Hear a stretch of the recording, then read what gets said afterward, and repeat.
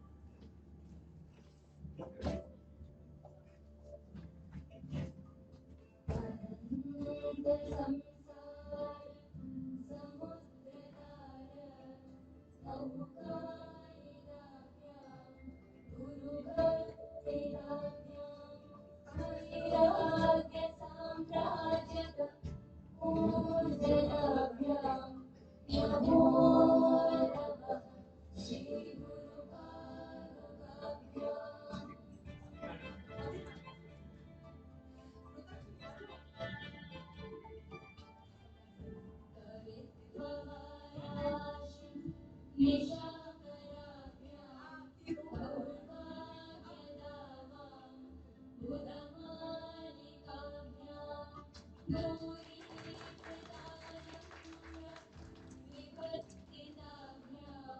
Good morning to one and all. I request all the dignitaries to take their seats on the dais.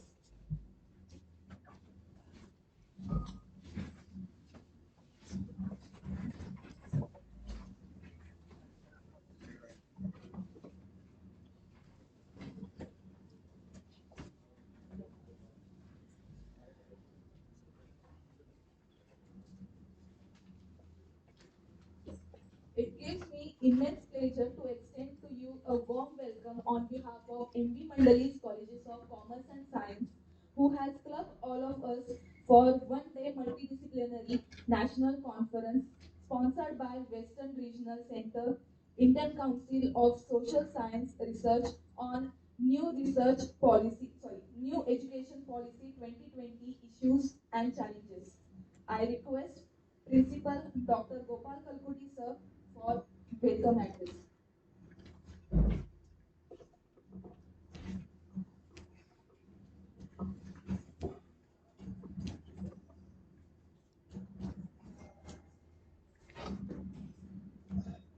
Good morning to you all who are present here this morning to witness one day interdisciplinary national conference on the most important subject, that is National Education Policy 2020. At the very outset, on At behalf the very outset, on my on personal behalf of behalf the management, and on behalf of on my all the personal teaching and behalf, non-teaching staff and of on MVM behalf of all the College teaching and of non-teaching Commerce staff and of Science, MVM College of I take this Commerce and Science, opportunity to cordially I take this welcome opportunity all the dignitaries. to cordially To welcome start with, all the dignitaries. Dr. L. Manjunath To Rao, start with, who has joined us Dr. L. online Manjunath from Rao, Bangalore. who Sir, we has joined welcome us you. online from Bangalore. Sir, we welcome you. Yeah, thank you, sir. Thank you very We much. understand your Thank you for joining busy online, sir. schedule. We So understand we your thank you for joining uh, online. busy Welcome, sir, schedule, to join us so we on thank you online for joining session. online. I So welcome, sir, also to join us here online session. Yeah, welcome thank you, sir. I also Dr. Kiran Mandawkar, very senior principal of Khalsa College, who has kindly ordered the program this morning. Of course, this detailed introduction will be done by the faculties at the later stage. I also welcome Dr. Principal Sulaina Karde Madam, who is the principal of Dr. Surendra College of Education. Sir, we sent you the bouquet to Bangalore, sir, after some time. Manjunath sir. Okay. I request, as a token of love, respect, and honor, to present the bouquet to Dr. Kiran Mandawkar, sir. Seema madam, please do the honor. Vice Principal Seema madam. We'll start the program with welcoming the chief guest with the token of love, respect, and honor. So this is a bouquet of chocolates made by our students.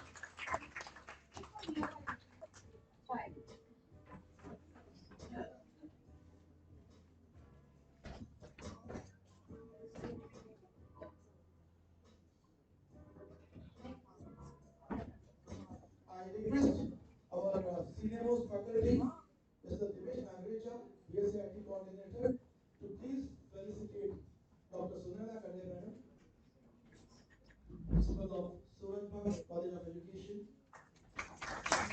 who is the guest speaker today. Dr. Kiran Mandali is the guest of honor. Dr. Manjunath is the chief guest and keynote speaker.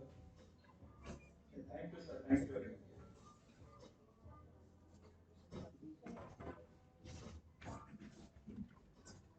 I request our faculty, Nausin Madam, to please come over and felicitate our Junior College Vice Principal, Madhuri Nayak Madam. Thank you for coming, Madam. Please come, come. It's our pleasure to have you around.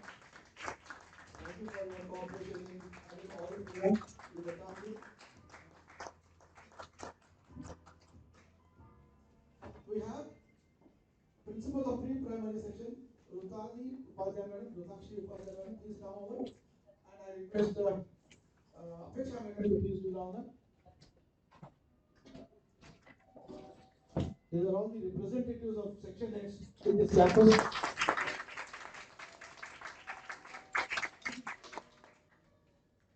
I request another senior faculty with us, Mr. Manoj Kumar Shah, to please come over and do the honor of felicitating our HR admin, HR head admin, Shri Chitu, young energetic HR admin in our campus.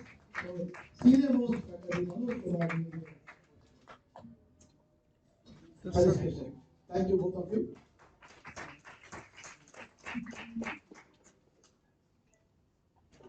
Yes. So with this, the felicitation program. So we miss you, but still we are amidst us, Dr. L. Manjunath. So we miss you, but we will see that it reaches you there, sir. Thank you. Thank you very much. Thank you. Yeah. I'll take few minutes of yours to give some highlights about this concept of national education 2020. Education is a fundamental aspect of achieving human potential, developing an equitable and just society, and planning for holistic development of the nation as a whole. NEP has marked an historic record in the education landscape of India. Before NEP came, we had some previous policies. For example, we had National Policy on Education, which was implemented in 1986. Unfortunately, it could not achieve much. Another policy was implemented in 1992, 6 years later. And later on, a major development since 1992 was made with the policy of 1992, where right of children to free education and compulsory education act was passed in the year 2009. That is from where the radical changes in the field of national education started to happen. This particular policy, as it is widely mentioned as, it is called as National Education Policy 2020, which was started by the Honorable Prime Minister in that year. Therefore, it is popularly called as NEP 2020. This policy has recommended large multidisciplinary university or higher educational institutional clusters which are well resourced, vibrant, autonomous, and multidisciplinary to come close to one another rather than being independent or isolated institutions. Therefore, very rightly and aptly, the report has suggested a consolidation of 800 universities and 44,000 colleges all over countries to merge into about 15,000 large institutions with teaching and research programs across the discipline and various fields.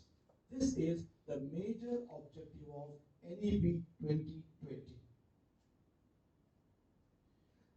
There will be three types of institutions. Type 1, the institutions which will focus on world-class research and high-quality teaching. research and high quality teaching. Type 2, the institutions with a major focus on high quality teaching and significant contribution to research. This is where we fall, HEIs, higher education institutions, type 2. Type 3, the institutions which will serve the undergraduate program with high quality of teaching, where 3 years to 4 year, etc. is being talked about, which we'll talk in the later stage. Of course, in this NEP 2020, there is a lot of flexibility with respect to curriculum. It is a real choice-based credit system, semester system. In the years to come, you may not have degree in arts, degree in commerce, degree in science like that. It's only the degree. You can choose any subjects from science to arts to music to sports to anything and everything under the sun. That is what is flexibility of the curriculum. There is also flexibility in the master's course. You can have 2 years masters, you can have 4 years masters, and you can have integrated 5 years, right from the graduation till 5 years. So all the three are there available for flexibility in master's course. The only part that we missed in this NEP is there won't be MPhil now. MPhil program has been removed. In place of that, the post-graduation is so much research oriented that itself will be sufficient enough for the students to carry on with the PhD research degree. There is another important factor for all of you faculty sitting around. There is something called as empowerment of the faculty. What is this empowerment? The faculties are free to choose the curriculum of the subject that they are going to teach. They can see the local requirement, interest of the students, interest of the community, etc., and then devise the curriculum. First part of empowering the faculty. Second and most important is there is going to be tremendous reduction in the student-teacher ratio. Particularly in commerce, we have the teacher-student ratio as 1 is to 120 plus. Now that is going to be reduced to 30 is to 1. Can you believe it? That is what is going to come. 30 is to 1 is going to be the student-teacher ratio. Now some important aspects about school education, because there are some faculties who are attending from school like junior college also. The aim of the new policy is the universalization of education from preschool to secondary level with 100% gross enrollment ratio, which is popularly called as GER. 100% gross enrollment ratio in school education by 2030, 8 years from now. 100% GR ratio. So there is a possibility that NEP 2020 will bring 2 crore out of school children back into the street. They have left education, but they will be brought back in near future. The current 10 plus 2, we have 10 plus 2 system now. 10 schooling, 2 junior college. So current 10 plus 2 system in the school will now be replaced by a new system called as 5 plus 3 plus 3 plus 4. So 6 plus 10, 15 years. 5 plus 3 plus 3 plus 4 system. Out of this curriculum, the new structure will be 3 to 8 age group, 8 to 11 age group, 11 to 14 age group, and 14 to 18 age group. 5, 3, 3, 4. That is the corresponding age group. Okay. It's really going to be a wonderful system once it is implemented. Another important thing is, at least till grade 5, all the students will be taught in their mother tongue or any of the regional language in which they are most comfortable. It also aims at having 360-degree holistic progress card. Students will be judged from all the angles. That is where overall personality development of the student will be achieved in real sense. When it comes to higher education, some facts about this is, in higher education, there is no possibility of 100% GER, gross enrollment ratio. Therefore, they are aiming at 50% GER by 2036. That is around 3.5 crore seats will be added to the present higher education system. There is one cause to worry in higher education, and that is there are multiple entry and exit points. When the students joins, for example, BCom course, after completing 1 year, he can leave, go abroad or do some business and come back and start again. So 1 year when the student completes, he will be given diploma. 2 years if the student completes, advanced diploma. If the student completes all the 3 years, then only it will be degree. And if he goes for the 4th year, 3 or 4 years in the degree, the 4th year will be with more research subjects. And after 4 years, PG will be only 1 year. Now the cause to worry is leaving and coming back. The student will leave one institution, he may come back to the same institution, or he may go to some other institution anywhere in India, because it is going to be implemented all over the country. National education policy. The problem is how to keep the records. For that, NAP has recommended that there will be ABC. What is this ABC? Academic Bank of Credit. So it will be cloud computed. Everywhere, all the information will be available. You simply will have to enroll with your number and all the information will come. So these are all the basic things. One last thing I need to highlight about this.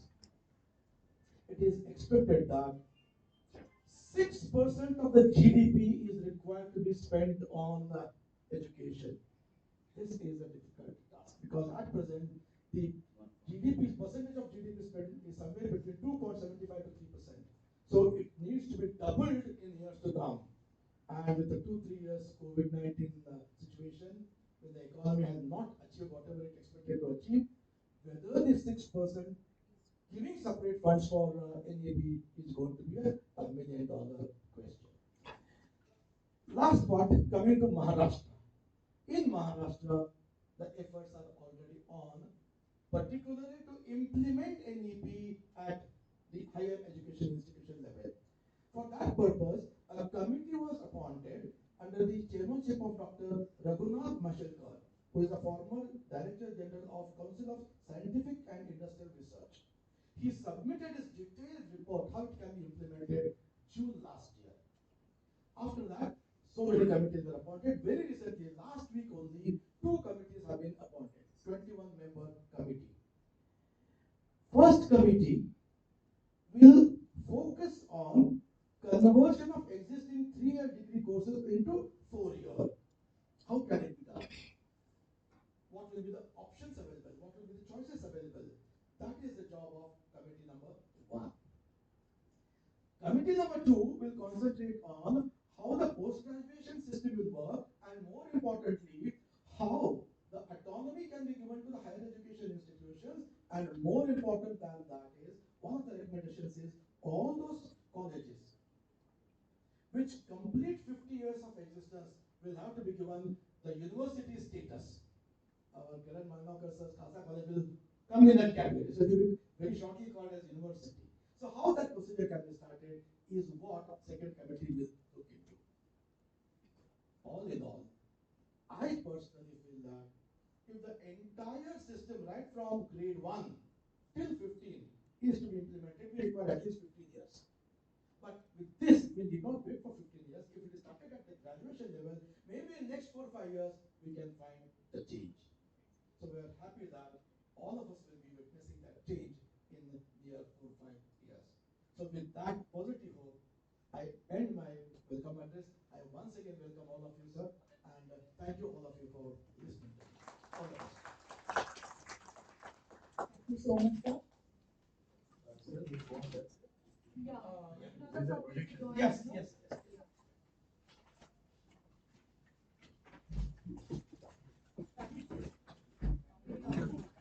नहीं नहीं बहुत ऊपर है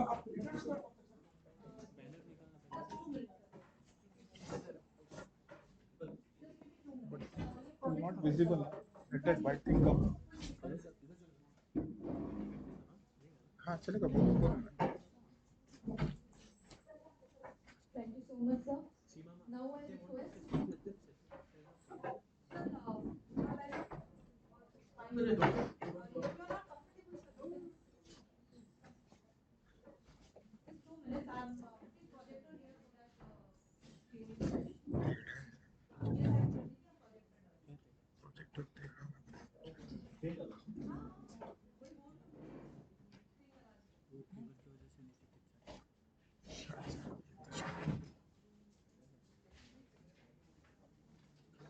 मस्ती हो Already रहा screen is there, but because of this screen background, share we have arranged that other one.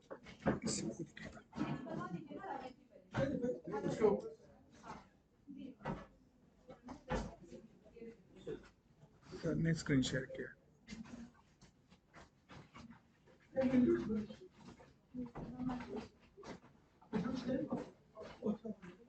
Now I request Vice Principal Dr. Seema Rawat ma'am to give introduction about organizers. Thank you, Shweta. So by the time things are getting set here, I will talk little about organizers. This conference MVP 2020 issues and challenges,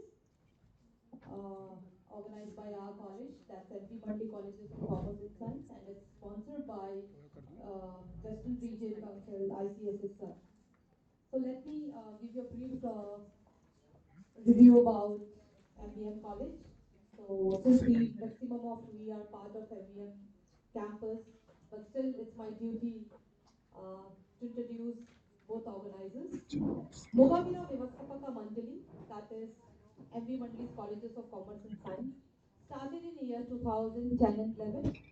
The college is affiliated to Mumbai University.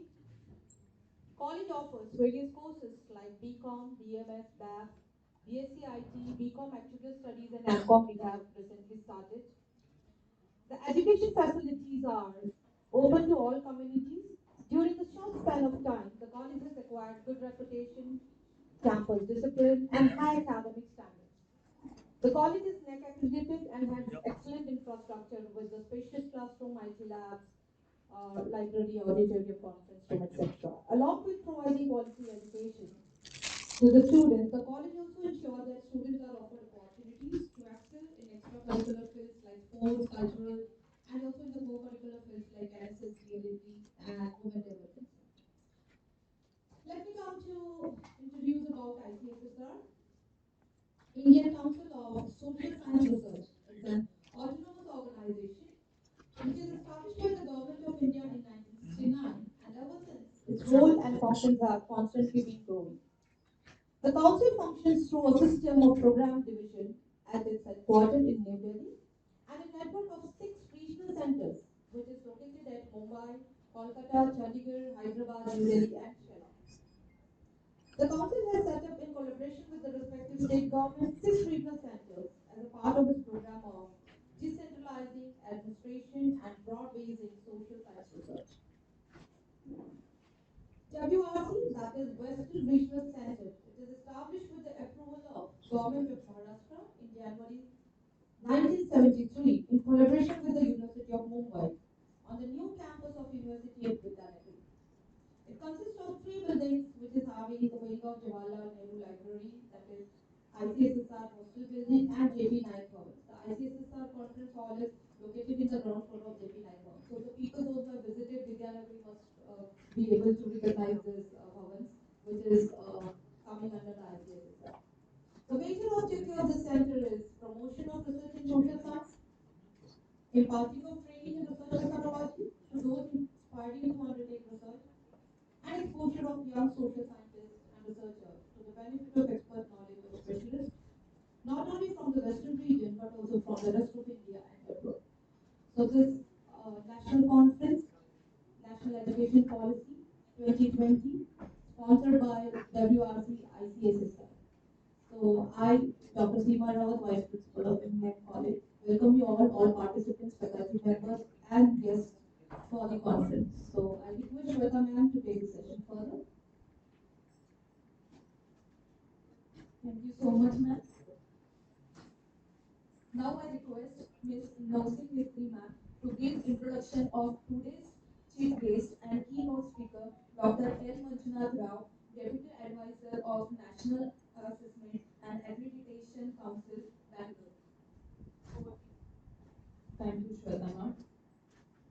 I feel privileged to take the opportunity of introducing such a renowned and known personality as a chief guest and keynote speaker for today's National Multidisciplinary Conference.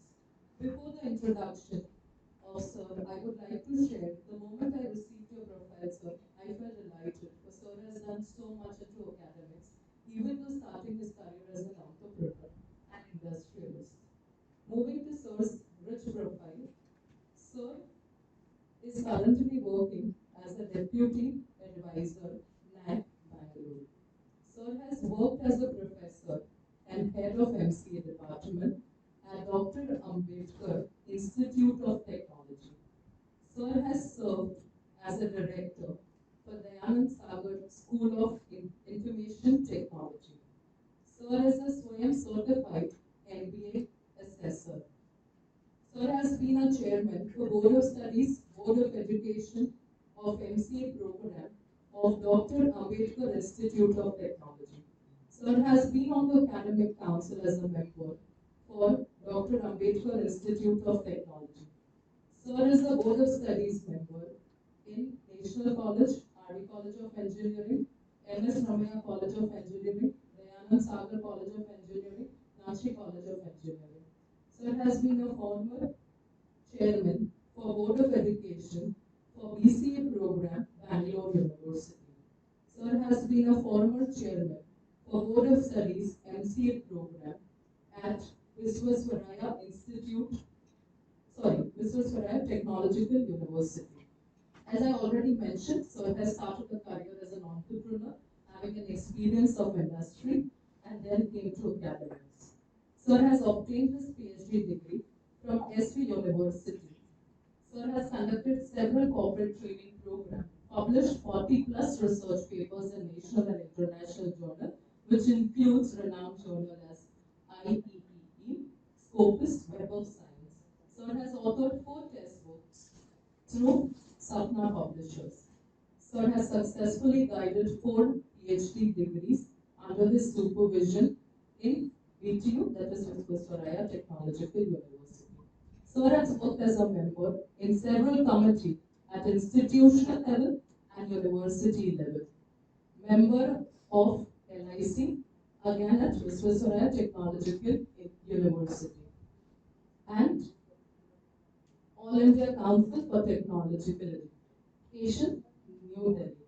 Sir has conducted several national and international conferences and participated as keynote speaker, session chair, speaker in conferences and workshops.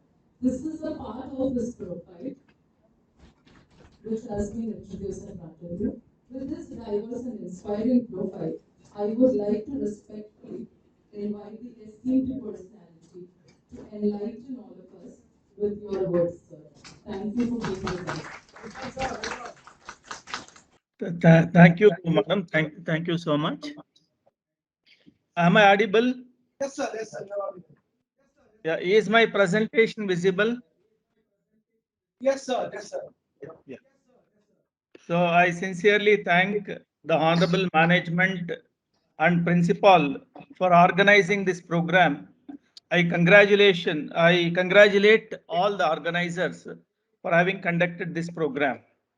I sincerely thank the Honorable Director of NAC Bangalore, Professor S.C. Sharma sir, for giving me an opportunity to be a part of this important event. This is Dr. L. Manjunath Rao, Deputy Advisor working for NAC. I'm honored and highly privileged to be in this part of program for one-day national multidisciplinary conference, which is sponsored by Western Regional Center, Indian Council of Social Science Research, on the topic New Education Policy 2020 Issues and Challenges. I thank the Honorable President, Chairperson, Honorary Secretary, Conference Chairman, Professor Gopal Kalkoti sir, Conference Convener, Conference Secretary, Organizing Committee, members of the Organizing Committee, members of advisors, members of Research Paper Review Committee. The vision of higher educational institutions, providing access. So that means every citizen of this country should be provided an access to get an education, equity and quality education to all the citizens of this country. Improving teaching learning with technology. Through this new educational policy, whatever teaching learning process which is being happening, that should be through technology. Knowledge creation. So knowledge creation should be done at all levels, right from undergraduation. Innovation ecosystem, innovation culture should be created right from the undergraduation level.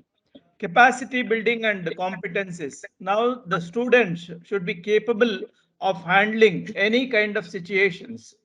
Research outcomes. So the student should be inculcated the research awareness, so they should produce the research outcome for the societal needs. Strategic planning, global networking. We need to have the tie-ups with the international bodies. Strategic alliances. So we need to have the alliances with the industry and other educational institutions and research organizations. Technology enabled learning. Now, most of the courses are available through online. The great professors all over the world are providing the courses on different platforms. E-content and resource-based learning. So we should also focus more on e-content and resource-based learning. Research collaborations. So we need to have the research collaboration with the industry as well as the research institutions. Now, according to CSR, that is corporate social responsibility, all industries are providing 2.5% of their profit to the that is CSR activities. So through that, we can get research funding and we can conduct the research. Demand driven programs or courses, whatever programs which are job oriented or career oriented, such courses should be adopted. Active industry academic interface. Now we should involve the students, including the graduate students. So they should do their internship and project right from the first year of undergraduation. Technology incubation.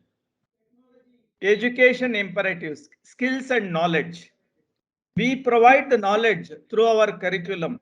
Apart from curriculum, we also should provide the skills. Education, employment gap. Now we provide the education with the courses and the program.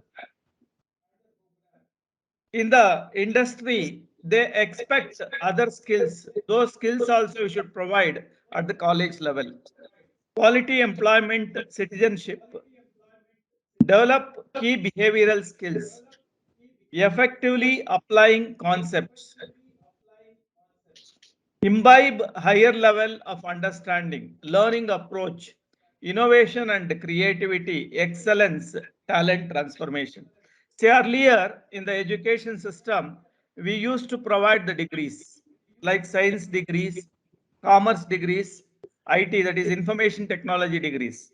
At the end of BSc, or some other engineering degree, they'll end up in some job. They may be doing, they may become an officer of a bank, or they may become an inspector of central excise. Now, through this new education policy, the students can decide at the preschool or at the primary school itself, what should be their career. According to their career, they can select the courses or subjects with their interest. Suppose if the student wants to become a doctor, right from the beginning, he will choose the subjects which are relating to medicinal subjects. A person who want to become a scientist, so he will be studying the courses right from the beginning, whatever subjects he wanted. There is a option called multidisciplinary. Suppose if I am a science student, I am interested in some finance. I can take up subjects of finance. If I am interested in marketing, being a science student, I can also choose marketing subjects. So with that, our career will be decided. Through this new education policy, the students will not end up with jobs. They will end up with career throughout their career. So it will help to build their career. Innovation and creativity, excellence, talent transformation. See now through the peer groups, whatever talents which the students are having, so they can share and they can transform it. Paradigm shift in pedagogy. Teacher, see earlier it was teacher centric. Whatever teacher used to teach, we used to learn. Now it is learner centric. Learner, whatever he wants the student, according to his liking and learning skills, he can learn. Individual learning. Earlier we used to study on our own individual learning. Now it is cooperative learning, collaborative learning, participative learning. Expository learning. We were exposed for certain practical problems and we were learning it. Now it is discovery learning. So the students will do the discovery at the graduation level itself. New education policy. Education policy lays particular emphasis on the development of the creative potential of the individual. Education develops not only cognitive capabilities like literacy, numeracy, and higher order thinking, critical thinking, and problem solving ability. Education is key enabler and best tool for achieving economic, social mobility, inclusion, and equality, taking into account of the local and global needs of the country. Academic bank of credit. So this is one of the important features in the new education policy. See, through this academic bank of credit, multiple entries and multiple exits can be performed. Now, the entire education system will be on the programs. Program is nothing but a branch of study which leads to a degree. BCom is a program, BA is a program, BSc is a program, BCA is a program, BTech is a program. Every program, now it is choice-based credit system, that is CBCS. Suppose if it is undergraduation, earlier it was 3 years, now also it is 3 years. Through this new education policy, the degree will become 4 years. The students who study for 4 years, so they will get honors degree. Now, multiple entries and multiple exits. Suppose in a BA degree, if it is 4 years, if it is 100 credits, each year approximately it is 25 credits. Now, 40% of the credits can be earned from some other institutions. A student who does first year and second year in some educational institution is interested to go for third year to some other institution. He can go. So all this management will be done by this academic bank of credit. Like a bank, so all academic credits will be managed and controlled by ABC. The University Grants Commission has set up Academic Bank of Credit, virtual entity which will keep records of all the students in the Indian higher education space. Now, all universities, all colleges should be registered with ABC.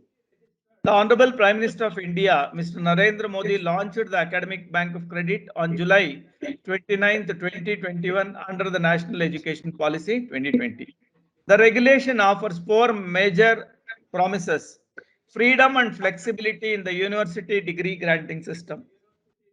Through this ABC, the curriculum of a program will be standardized among the educational institutions, because the students, if they take up BCom degree, they will be studying in different educational institutions. From institution to institution, the colleges should offer a standard curriculum. Now, they also will decide the equivalent for the subjects or the courses. Standardization within the Indian higher education system. There will be a standard curriculum throughout the country. It is not same, it is standardized. It's like a model curriculum. Robust integration of the Indian higher education system. All the entire education system will be integrated through this, because now there are so many states, so many universities, so many colleges, so it is very difficult to integrate it. Through this ABC, all educational institutions will be integrated. The curriculum will be standardized. Even teaching learning process also will be standardized. A move towards internationalization of Indian higher education, because now the students who are graduates, they are not aiming for job or career only in India. They compete with the other countries. Now our education should be competent enough to compete with the other countries. So such a way that the curriculum should be framed. It is a major instrument for facilitating multidisciplinary and holistic education and multiple entry and exit in higher education system. This is one of the important features in the new education policy, which is integrating all the higher educational institutions across the country, and also it provides the students for multiple entries and multiple exits. This regulation enables students to select the best courses of combinations that suit their aptitude and quest for knowledge. Such choices will be more friendly to students, considering associated logistics and cost of the course opted. They can decide which educational institution is good for which courses or subjects. It is set up with an aim to provide students with mobility of not only moving between institutions while pursuing one degree, but also offers the flexibility of leaving a course and joining it after taking some time off from where a student had left it. Now the students have the flexibility to leave the program and they can rejoin maximum of 7 years. Every program students can take maximum of 7 years. Earlier, the employment they used to offer the job only for the degree holders. Now, through this new education policy, students may drop either after the first year, after the second year, after the third year. Now, this awareness will be created among the industry also. Industries may offer jobs even after completing the second year or third year degree. The students will be getting an opportunity to work in an industry. They can come back whenever they feel. Initiatives like these will make the education sector more vibrant and accessible. Academic Bank of Credit is an envisaged as a digital bank that holds the credit earned by a student in any course. The ABC would reduce disparity among institutions through standardization of crediting system, promote uniformity in the degree granting mechanism. This will also reduce the pedagogical gap that exists within higher educational institutions in India. See, each institution will follow a different pedagogical system. So through this, it will be standardized. The Academic Bank of Credit is a move towards the internationalization of our higher education system and making our institutions more global. It is in a global environment where nations are moving closer, sharing and innovation, India cannot remain isolated by following a rigid system of granting degrees. Through its clauses, the ABC regulation can standardize our education up to international level if institutions choose to join. If all the institutions are willing to join for ABC, there will be a standardization.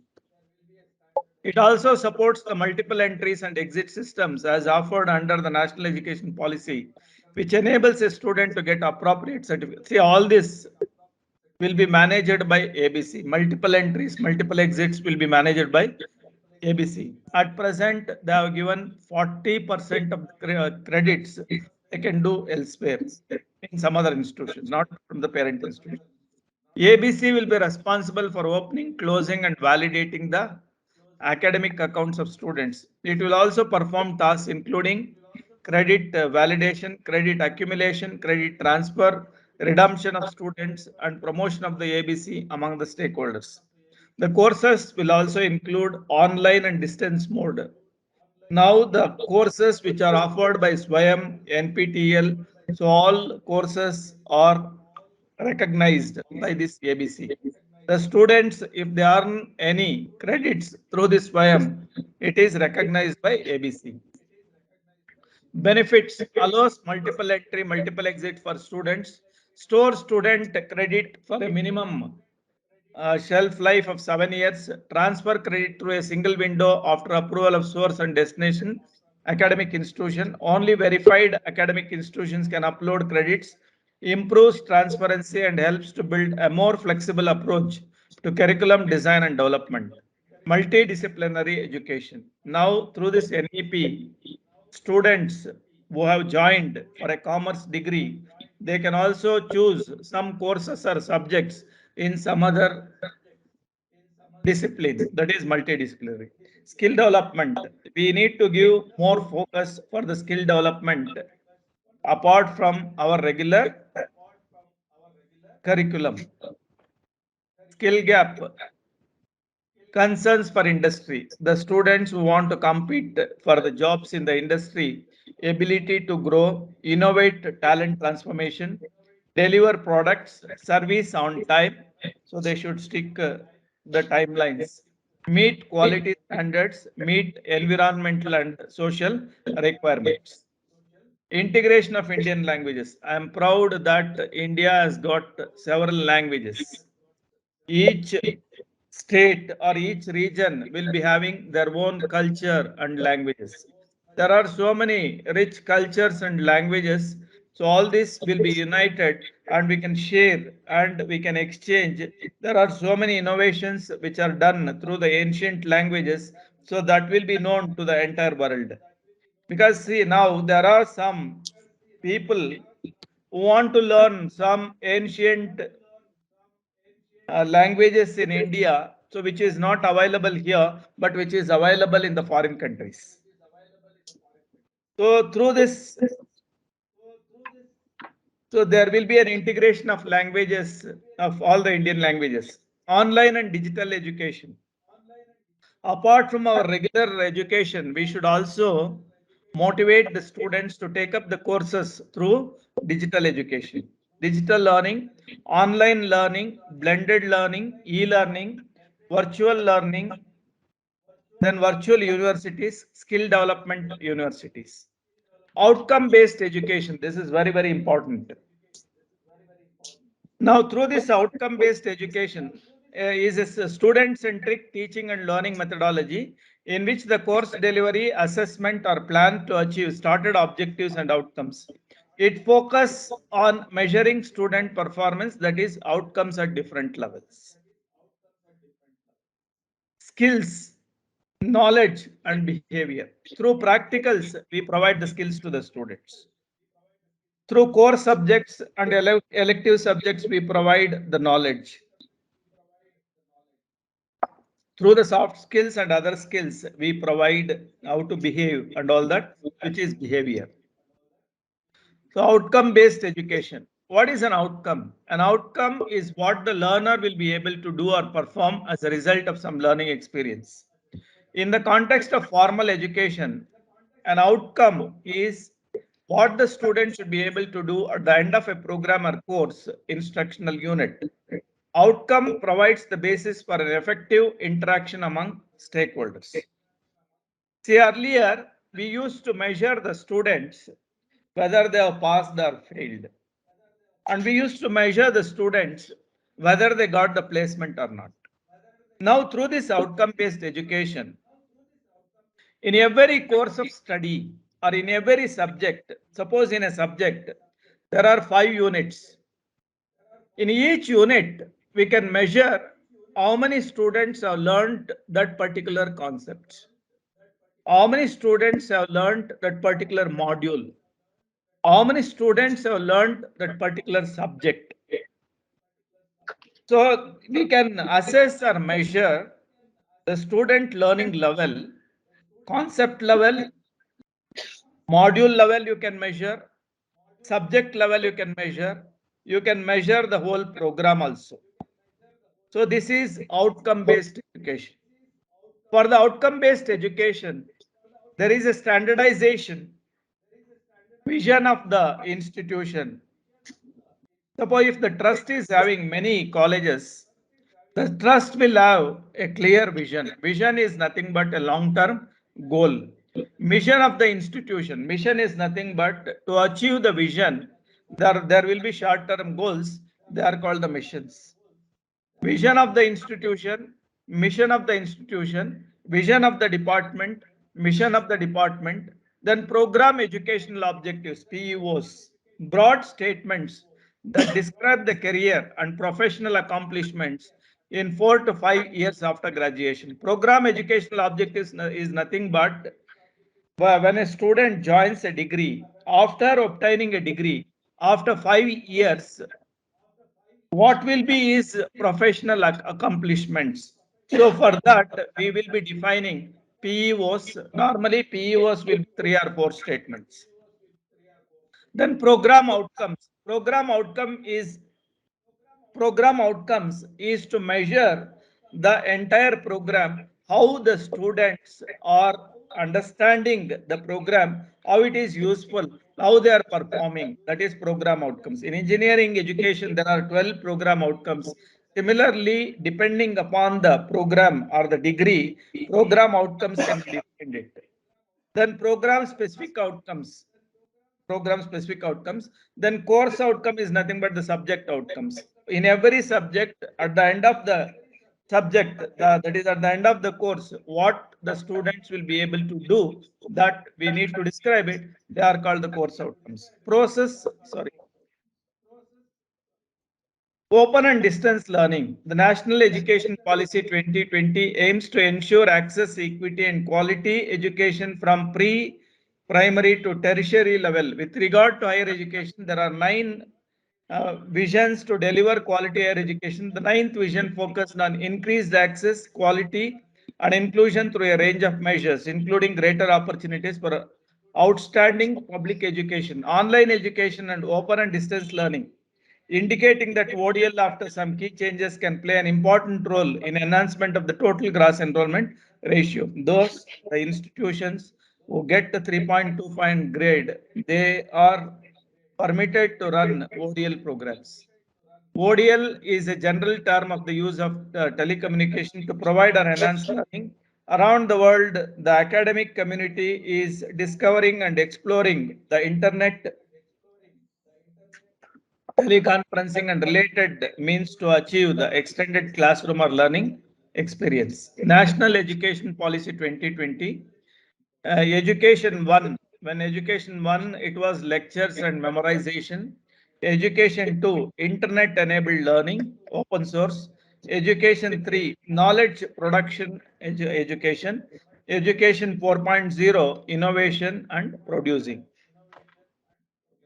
Levels of competency: basic, competent, advanced, and expert. There will be 4 levels of competency among the students: basic level, competent level, advanced level, expert level. Based on their learning capabilities and all that, we can decide whether the student can do at the basic level, competent level, advanced level, or expert level. employability skills, cultural skills, interpersonal skills, then intrapersonal skills, technical or job specific skills. Yeah. Yeah, thank you all for giving me an opportunity. I am proud to say that the number of institutions which are accredited by NAC, the highest is from Maharashtra. The highest number of colleges which are accredited by NAC is from Maharashtra. That means the Maharashtra state is providing the quality education. Yes, sir. Yeah. So thank you very much for giving me an opportunity. I am extremely sorry I made you inconvenience. I am unable to come personally. Sorry for the inconvenience. No, no, no. That's a nice Yeah. We will Yeah. find another opportunity to invite you to have in-depth discussion on this issue, sir. Yes, yes, definitely, sir, definitely. Thank you, sir. Thank you very much. Yeah. Thank you very much, sir. Thank you.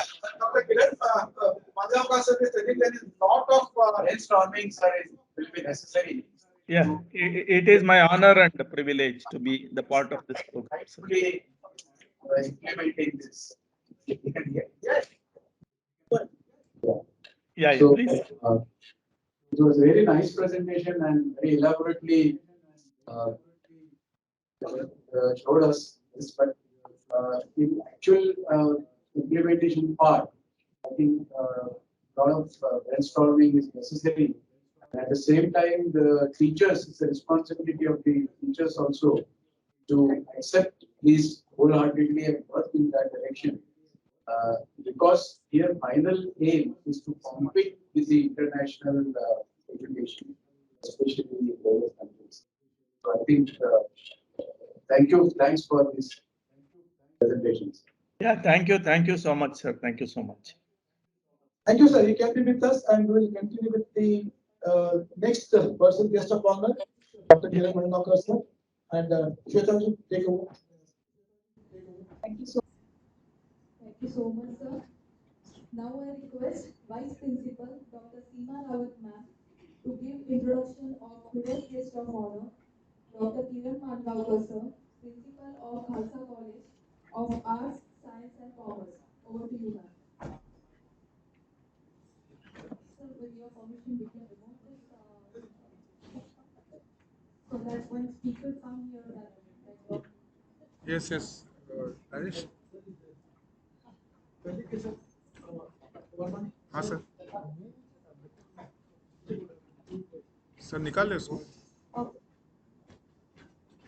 So it's my proud privilege that I'm introducing today's guest of honor, Dr. Kiran Mandali. Sir, your 7-8 pages profile. Uh, what should I say? It was a task for me to make it brief and bring it on one page. And there's a lot many achievements, and I was like, what to keep and what to delete. So I'm sorry if I missed anything. So it's my privilege that I'm introducing our today's guest of honor, Kiran Mandali, sir. Coming to his educational qualification, sir has done his MSc in Inorganic Chemistry from University of Mumbai. He has completed his PhD in Chemistry from University of Mumbai. Sir has also done his PGDME, that is Postgraduate Diploma in Management of Education, and the same thing, main subjects were management in education institution. Same Coming to his professional experience, sir is having altogether 34 years of experience. Presently, Mangaonkar sir is principal of Guru Nanak Khalsa College, one of the reputed institutions and educational organization in Mumbai. सुना Before joining इनको ऊपर Guru डालना है Nanak तो Khalsa College, sir इनको was ऊपर डालना part है of Sonpat Ranikar College, click back Palghar as a principal. And before that, sir was also a part of well-recognized institution, Vijayabai College. He was principal of Vijayabai College, Vijayawada West. Coming to हाँ उस समय क्या extend करना other highlights of his profile, sir has been on higher level positions at different academic councils and academic bodies all over the India. Few I'm highlighting here. Sir was member of Board of Studies of Bioanalytical Science, University of Mumbai. Sir was also member of RRC, that is Research and Recognition Committee in Bioanalytical Sciences, University of Mumbai. Sir was also chairman, that is Board of Studies and Chemical Sciences of IMS University, Mumbai from 2009 to 2013. Sir was also member of NMIS University till from 2010 till date. Sir is also a research guide for MSc from Ramnarayan Roya College. He is having total 16 years of experience as a research guide. Sir is research guide for PhD degree in chemistry. He is associated with Mitibai College, Dandikar College, and Khalsa College as a PhD guide. Coming to his research progress, Sir has, under the guidance of Sir, there are 35 students those who have achieved PhD degree in chemistry. It's 40. Oh my God. Sir, it's a great achievement, especially the young research, budding researchers like us. It's a great achievement, sir. And he is having 8 students have already awarded MSc degree by research under his guidance under the subject chemistry. Coming to his research publication number is more higher. Sir has done 71 research paper at national and international level. अच्छा ये भी जुड़ा है दो मत okay. Uh,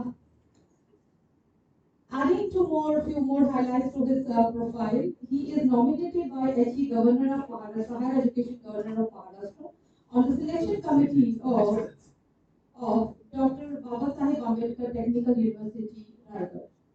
He is also nominated by Higher Education Governor of Maharashtra.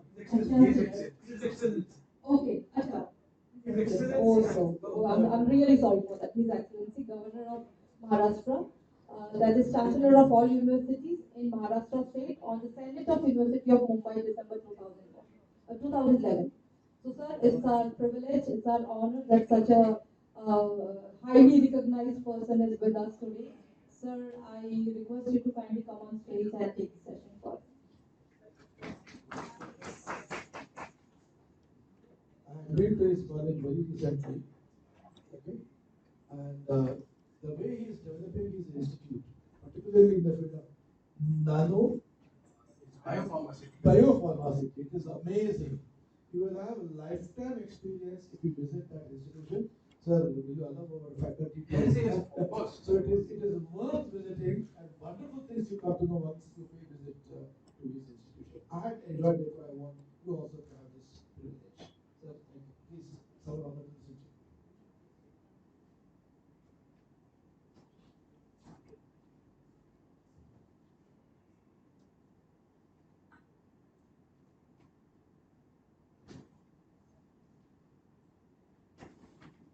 So good morning to one and all.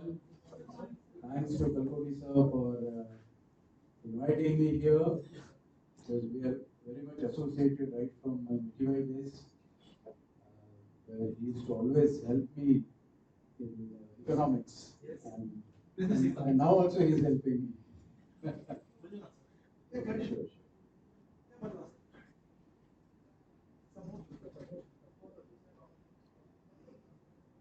In fact, we have a very elaborate presentation from Dr. Rao Nack. Already we know a lot about the system. You must have gone through the newspapers or even the policy. How many of you have gone through the policy, actual policy? Okay.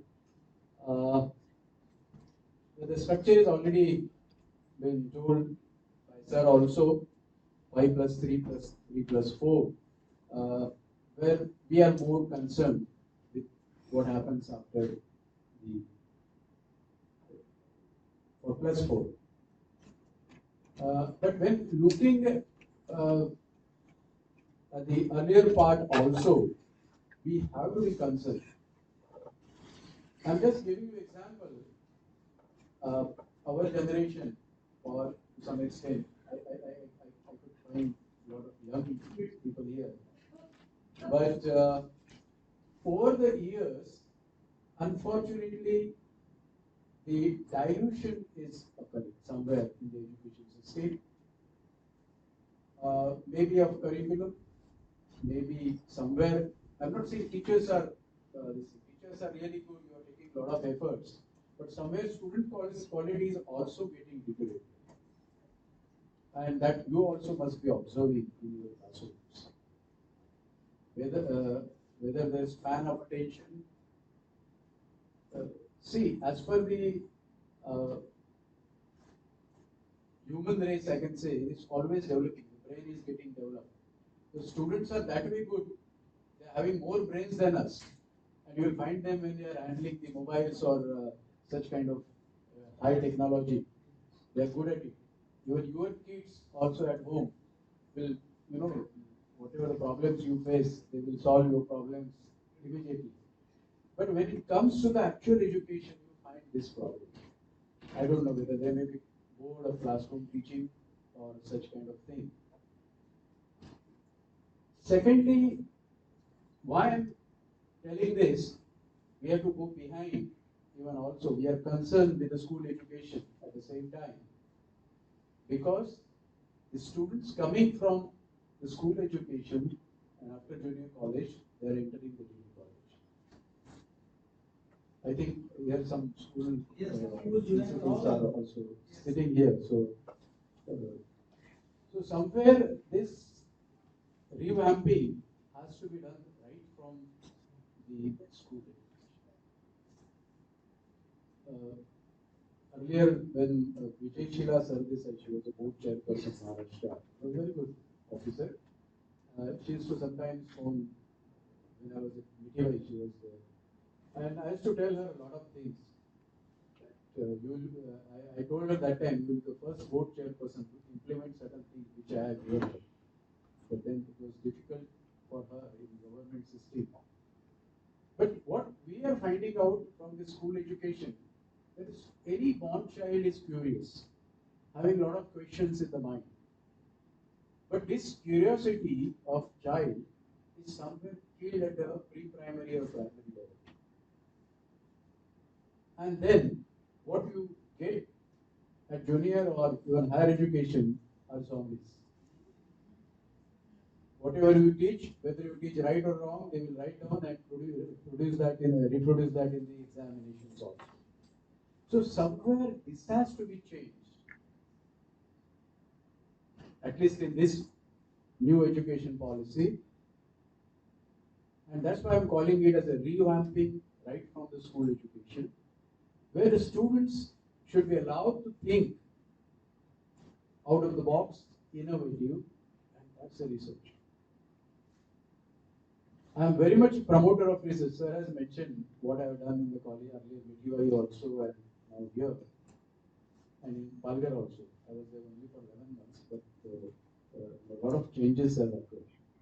So I invite, sir, can, along with sir, we can come and see the facilities which we have developed there. With, of course, help of a lot of grants from various government funding agencies, BSc, Department of Science and Technology, so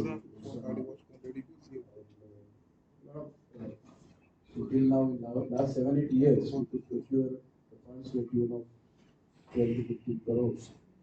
And we have, in fact, made a sort of a replica of industry. I'm talking about science.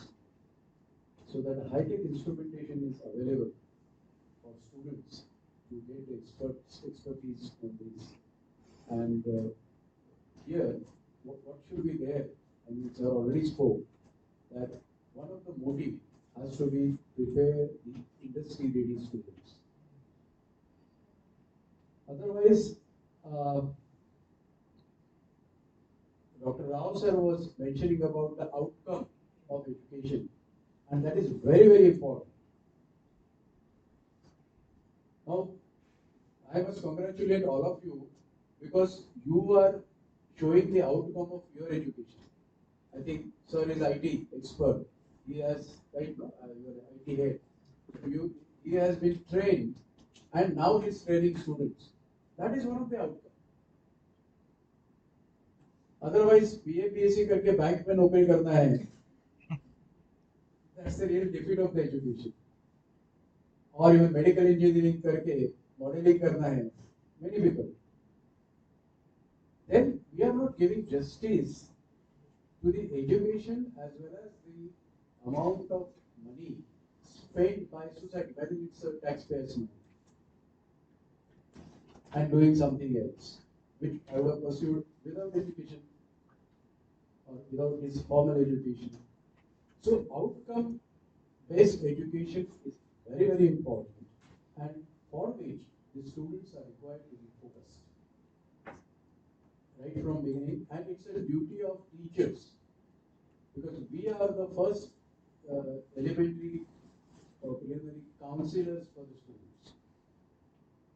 Then, of course, there are career counselors, professional counselors available, but basically, we should be the counselors for the student, and so that they will become more and more focused and choose the.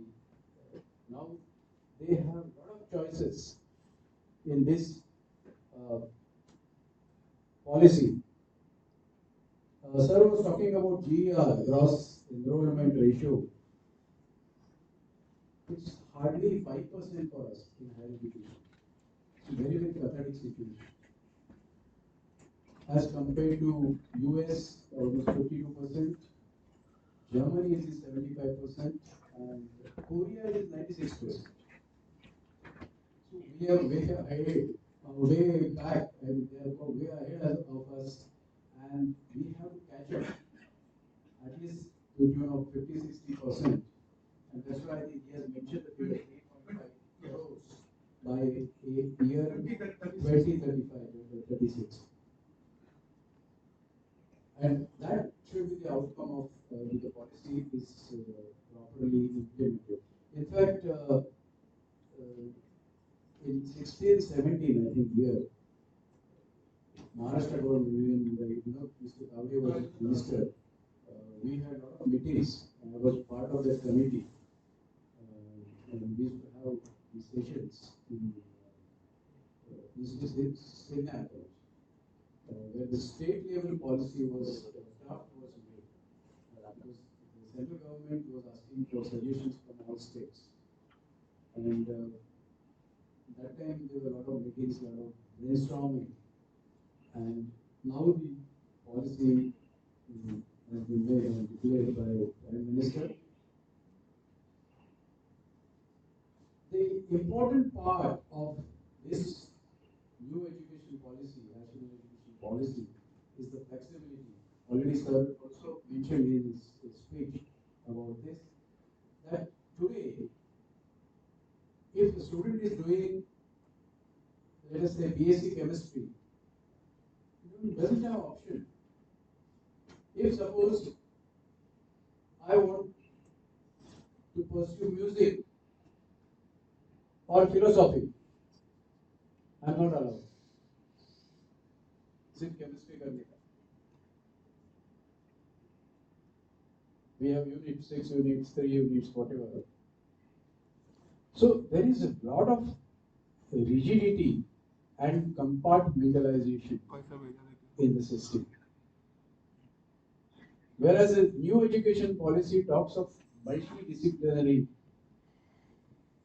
way of education.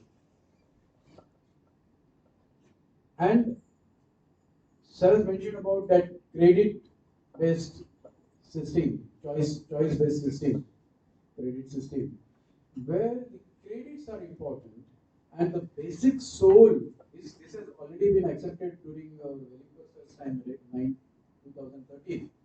This credit and grading system was accepted. But we have not followed the exact soul of the system, where this flexibility never came into existence. But in this policy, we are talking about the credit plan. Suppose now, as on today, you require 120 credits to be awarded a degree. Dr. Rao sir has mentioned that 40% you can do from anywhere. I can, whatever of my choice. I mentioned here chemistry with music or chemistry with something, accounting. Then some part of that I can do with something with of my choice, and that is possible for the award of. So for implementing this policy, we have to come out of the our old mental setup, where that rigidity has to be somewhere. We'll have to reduce, and more flexibility should be given to the students. In this, like we have UGC as apex body, but now slowly UGC has become defunct. They don't have money also, grants giving.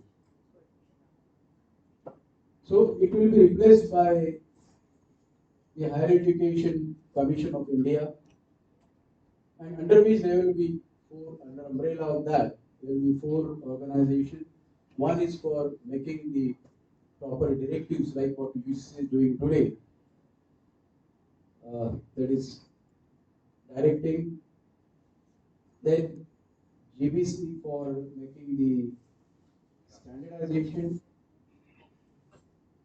Third is the Higher Education Grant Council for sponsorships. Dr. Rao was mentioning about the finance part. I think Kalpudi sir will yes, that now it is 2 or 3% in GDP. Even 6% also will not be sufficient.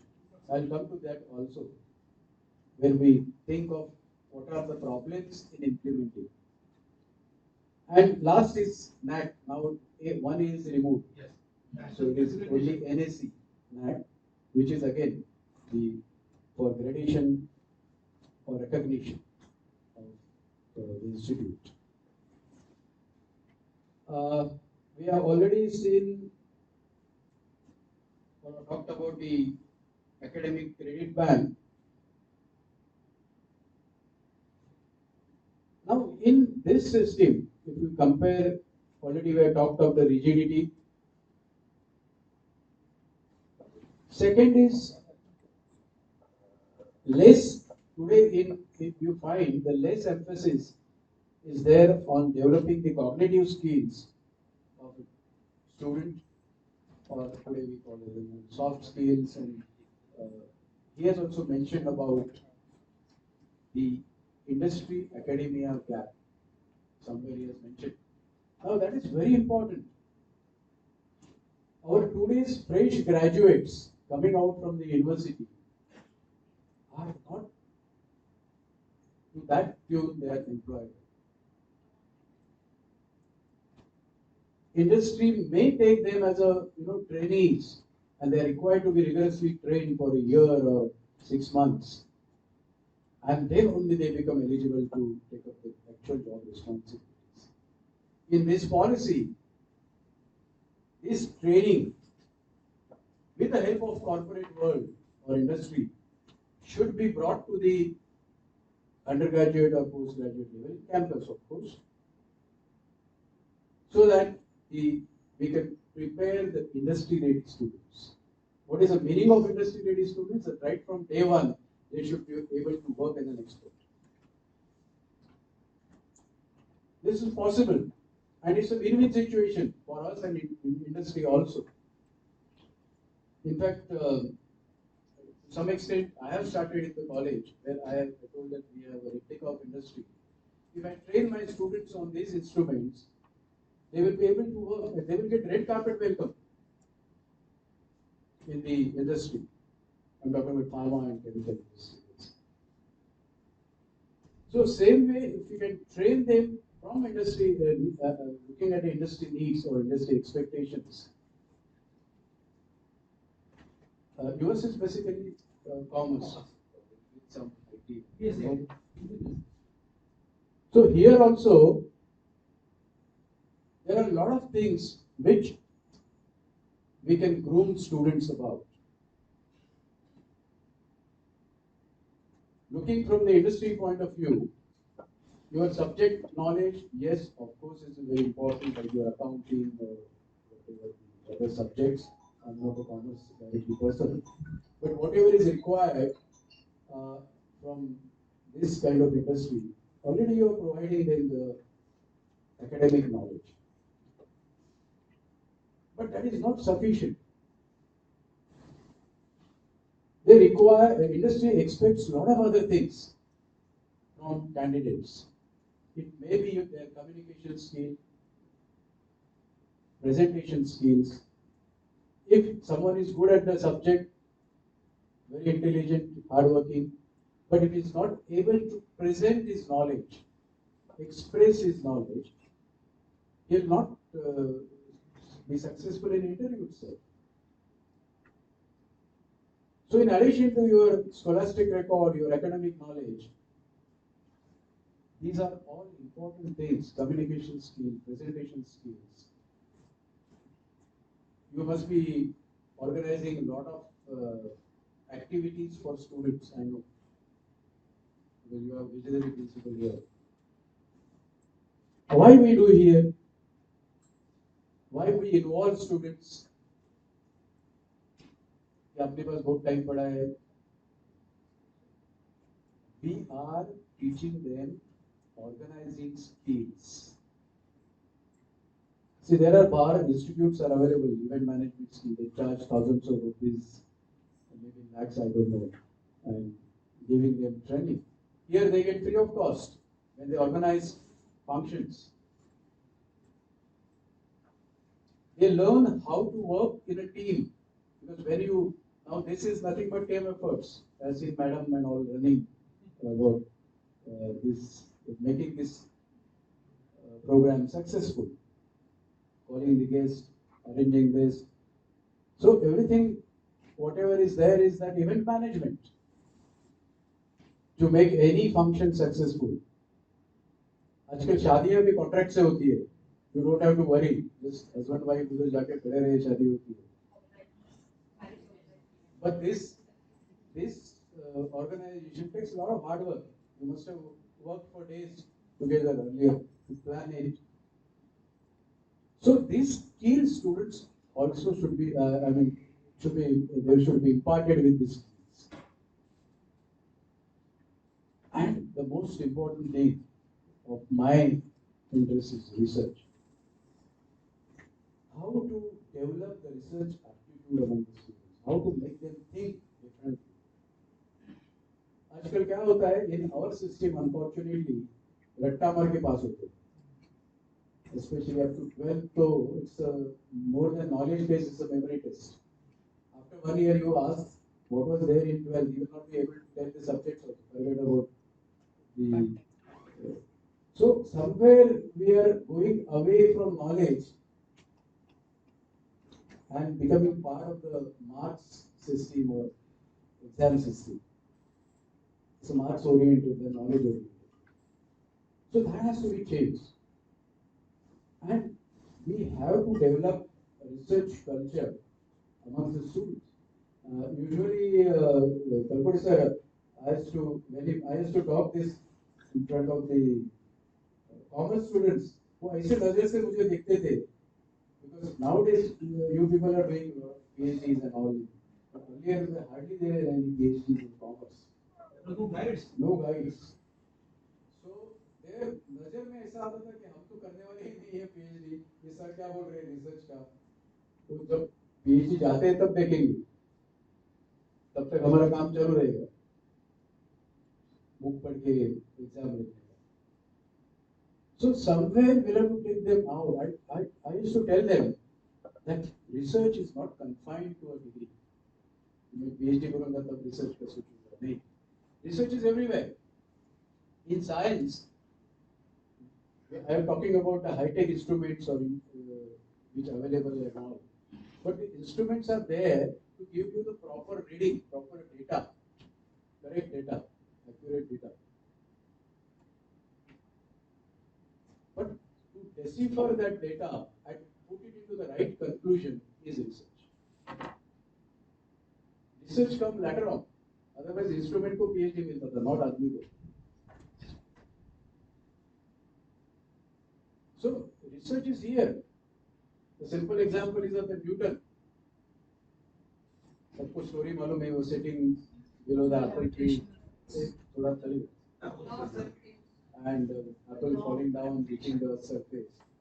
But don't you think centuries before Newton, forget about Apple, anything falling down comes to the. But nobody worked on that. Nobody thought differently. He thought differently.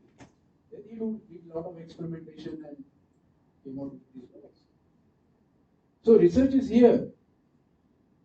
How you observe, how you are putting the data into proper way, and that you have to teach students.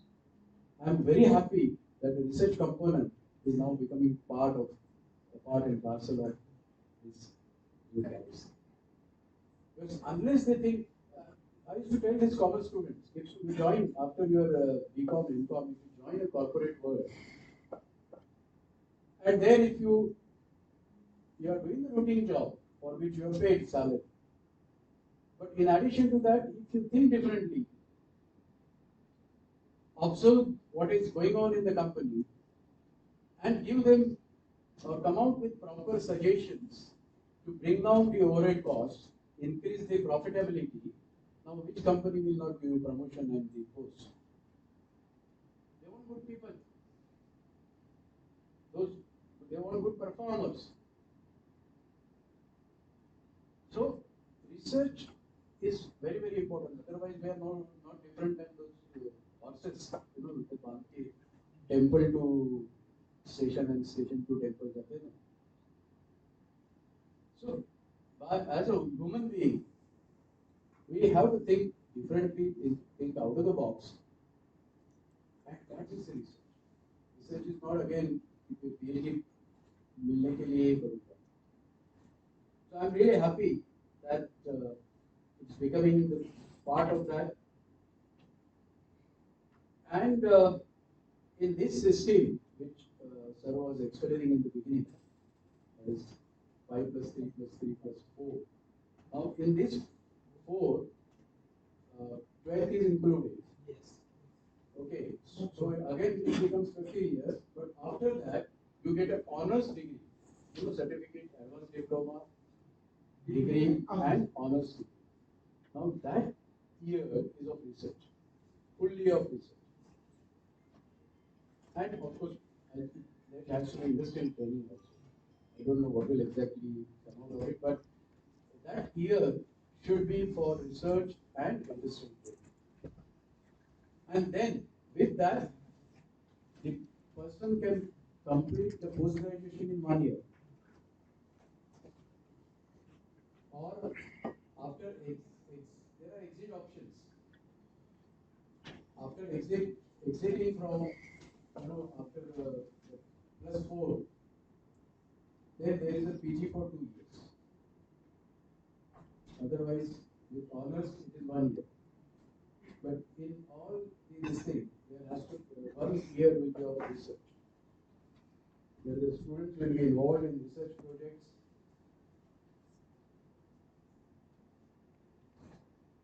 Now, today's main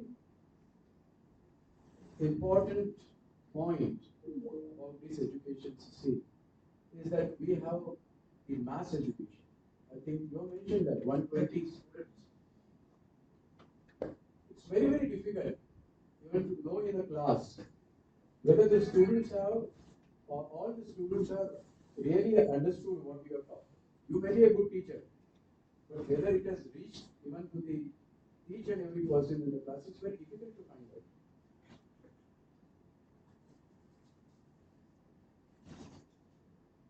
And hence, I think you are saying it was to 30 is to 1. I don't know how expensive it will be, because 120 to 30 is 4 times expenses. That 6 GDP, 6% also will not be sufficient. And that is the major mistake. Otherwise, again, it will become a mass education. And then, now you are doing some grooming programs, soft skill programs, and there if you see even using the external agencies, you may not be doing directly, some outsiders also coming. You will find they are telling you that the batch size should not be more than 32%. What is the meaning of that? There is then 1:1 interaction among. Other is if it is again 120 or 120 class, then it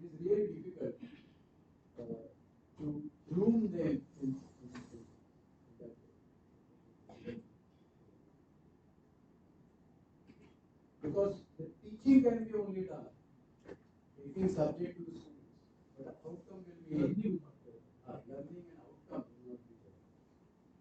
So that is a major hitch. If the government is successful in doing that, then it will be really, really great thing, a great service for the education. But the teachers का duty तो बढ़ने वाला है इससे, responsibilities will be definitely greater than what is today, because till now we are just imparting the education whatever is given in the curriculum, but slowly अभी तो कुछ autonomous institutes है, आपका भी कर लेना सर, और good institution करो, आप है तो, because autonomy today what they are granting autonomy, academic autonomy, where you can make your own curriculum. In fact, today when you are non-autonomous, you have a big problem in that. Criteria one, curricular aspect. You don't have anything to say. आप university के बाद देखा थे, वो तो बनाता है, वो जो देता है हम फॉलो करते हैं. You don't have any option. You are losing a lot of points in that. Except how good you are implementing that, that is one part. But you are not a maker. But in autonomy, yes, definitely. At every see, you have entered this profession with some vision. I am 100% sure. All of you must be having some vision for your students, for your institute. And that vision you cannot use unless, like in curriculum, I am saying, unless you are aware of this. So, in autonomy, yes, already it has started, but now slowly, आपको autonomy लेना ही है सबको बाद में. In this, slowly the institutes will become autonomous as far as the curriculum making is concerned, and slowly, after some time, there will be degree awarding institutes. So you will be universities, many universities, for which you will have to only think how much you have to work to make the system better. And when all institutes are becoming mini institutes, mini universities, you have to be on your toes to keep yourself. If you want really good students to come, because for especially versus self-finance. So here the most important thing, you have a good infrastructure, of course. Because when I saw you have really good infrastructure, what is required for a good institute is an infrastructure, faculty, and placements. So you have to develop yourself in that direction, prepare your roadmap for that, and definitely you will be able to succeed under this leadership. So that is my appeal to all of you. So now these large size universities will be broken down to mini universities. In fact, that's the model in abroad, in developed countries. There are small universities. Just abhi MVM campus hai na, that's one university catering to 5,000, 6,000, 10,000 students. I remember once Purdue University, now they are also having dearth of students, all developed countries. So they visit India for getting students. So they have to regularly visit all these universities, like to go that way. And for promoting their courses. So that Purdue University, once they came officials, and when they came to know about midwife, they said, हमारा Purdue University में भी इतना student नहीं है. 12,000 students in the campus. So there are many universities, and that is required for maintaining the quality of education, quality of research. always, whenever I get opportunity, I in fact, always put this point that we are the second largest population in the world. And how many Nobel laureates we have? And whatever we claim, they are all NRIs. You know, NRIs in the sense born Indians but settled in US, except C.V. Raman and all. Particularly see Purana and all they are settled and they did it from the developed countries. So here, unless, see, we have the brain. See, the NASA or Silicon Valley is ruled by Indians and Asians. So we have brains. Those who are, made by our education system are doing that. But that is a cream number. That may be hardly 2% or 5% of the student population. Now here we'll have to increase that with this policy. That will be the great advantage if we increase that number and provide them the facilities here. Definitely we'll get better Nobel Prizes from here because we have brains. We have the people with good IQ. But they have right from school education, I was telling in the beginning, they should be groomed and they should be allowed to think differently. Then only this is possible to make more and more scientists. I was telling about some of the challenges. The policy is very good. On paper, it's really worth implementing. But what I was talking, Sir Bole will say, to bring it to 30, it will be a major this thing.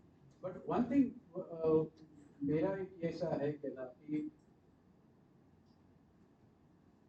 जैसे degree or PG, everything, whatever in the curriculum we are teaching, instead of that, instead of just teachers, we should be able to do it as a facilitator. That they should something they should do at study at home, and then you can guide them. Not what to what नहीं लेना है हमको. That also can be taught, and there the teachers will have more time. That is also one way where we can act as facilitators than mere teaching. Another thing is always we talk of workload. आपका तो थोड़ा set finance different है, but we are coming under government guarantee rate. So they see biology में कितने student है, उससे वो number of people will become surplus and all. Now this may be a threat in this. If some students are allowed to leave in between, then to protect that workload, but for you also it's income. For a self-finance institute, though you are not funded by government, you are through the fees. If you are losing 40% लोग गए तो क्या होगा? It will be difficult to run the college. So these are some of the difficulties which has to be overcome. Of course, for that, the student want to do something else, you should be able to create here. That's the only solution. So that they will not leave, and parallelly they can do. So soft skill programs and all, we can do at this level if you making it available. One way is freezing the workload. In a day, like if I'm having suppose 80 posts of a day, it should be freezed. And then principal and management should be given the freedom to utilize that staff for whatever they do different purposes. Why not be only for that subject? Now you may be versatile, you can do a lot of things. So in addition to your own subject, something different kind of training you can undergo, you can then take it to the students. So that way also it can happen in this. Secondly, he was mentioning about good point is CSR. So corporate social responsibility, there are a lot of funds available in companies. And if we can collaborate with them, right in the beginning, I told them, I told you about the grooming them from industry point of view. So if we involve industry in this grooming program as per their needs, they will definitely invest in these programs. Because finally, uh, when they are required to take training there, the company is wasting man hours, instrument hours, and again there is no guarantee how much time that fellow will remain with him. That is a great attrition rate also. So all these things keeping in mind, I think we'll have to work groom students from the job market or industry point of view. Accordingly, we'll have to bring that, incorporate that in our curriculum. At present, it may not be possible for you being non-autonomous, but you can make it as an add-on courses, maybe at little cost. You can take some cost and do it. That is possible. So these were some of the challenges I was talking about that. But overall, if you see the policy, it is really good, and I'm 100% sure that it is implemented in a proper sense and with proper care, with proper planning by government as well as by the universities and institutions. It will be a really great service to our nation and will be definitely uh, producing good students from our education system. And that should be the outcome of this policy and our efforts. So thank you very much. Thanks for calling me here and interacting with you. I again invite you to our college. Please come during May also. Our national facilities for biopharmaceuticals is working. Some of the facilities you can see. But that is basically science based. And secondly, if, how many PhDs are here?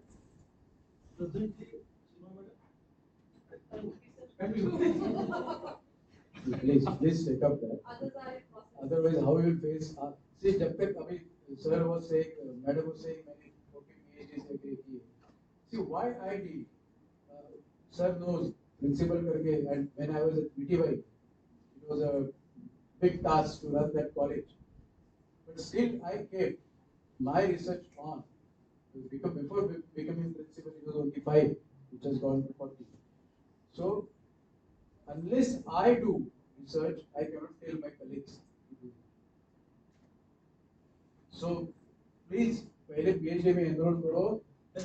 अरे इतने अच्छे sir मिले हैं आपको. It is very visionary, and please do it. पहले PhD करो and start guiding students. Give them research projects, even undergraduate students. Give them some research projects. They will enjoy. See, today's students, they enjoy the field work. Something other than kuch classroom kiya, they are very happy. Which is for their benefit. Let us channelize their energy. They have a lot of energy. So if we can channelize their energy and give them small research projects under your guidance, they will really enjoy it, and that outcome will be really good. आपको next में भी काम में आएगा. Something innovative here for students. So please do that, my advice, and I would like you to grow under his leadership and make this college one of the best colleges in Mumbai. So thank you very much. Wish you all the best.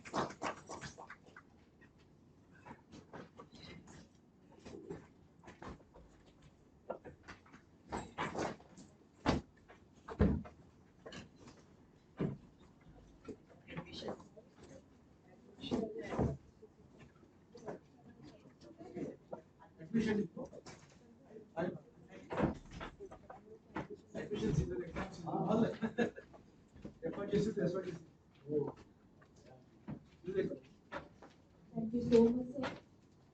Now I request Mr. Vishwanath Acharya, sir, to give introduction of today's guest speaker, Dr. Sunana Kadle, ma'am, Principal of Surajbagh College of Education. Over to you, sir. Thank you, Shweta madam. Now I take this opportunity to introduce our guest speaker for today, Dr. Sunaina Kadle, Madam, Principal of Surajbagh College of Education. Madam has done MSc, MA, MA, MPhil, PhD and a diploma in counseling and coaching.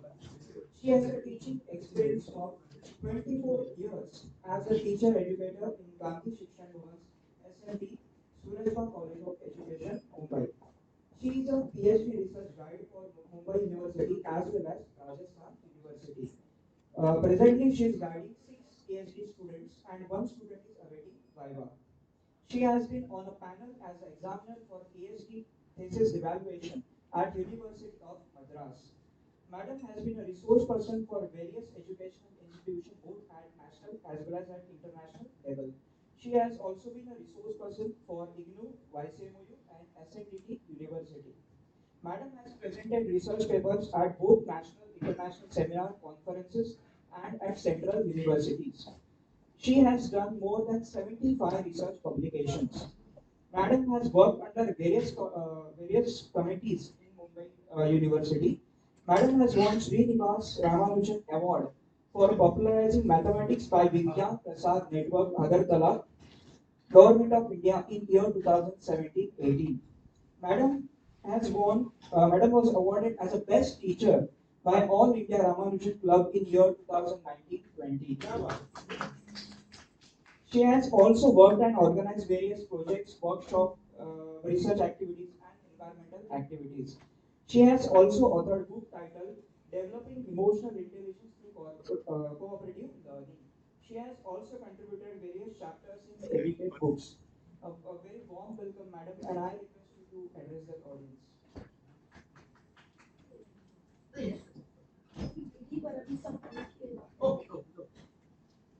Thank you for being here. 1 minute is left. A very good morning. Before I hello begin, I would like to thank hello Pankati sir हाँ बोलो ना for inviting me here and giving me this opportunity. तो to नीचे give है a ना talk. हाँ Raymond और राजा है वो लोग कर लेंगे Suddenly the AC affects my voice. So that's my problem. I thought I was okay till now.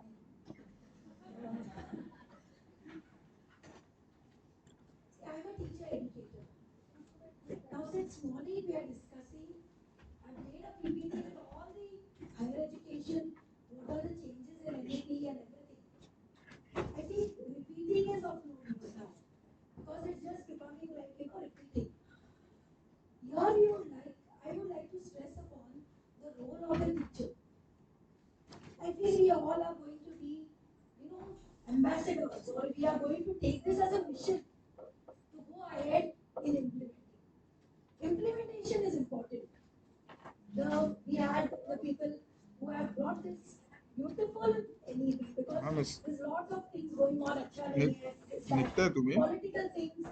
Okay, central से आया है, किती वाजता the निघणार state will have another political situation, so they will say we will not implement.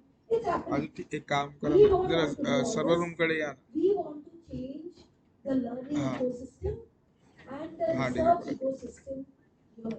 Pen पण घेऊ We want to have a better India. How many years are we going to be just a developing country? I feel we need to actually gear up as teachers to implement this concept.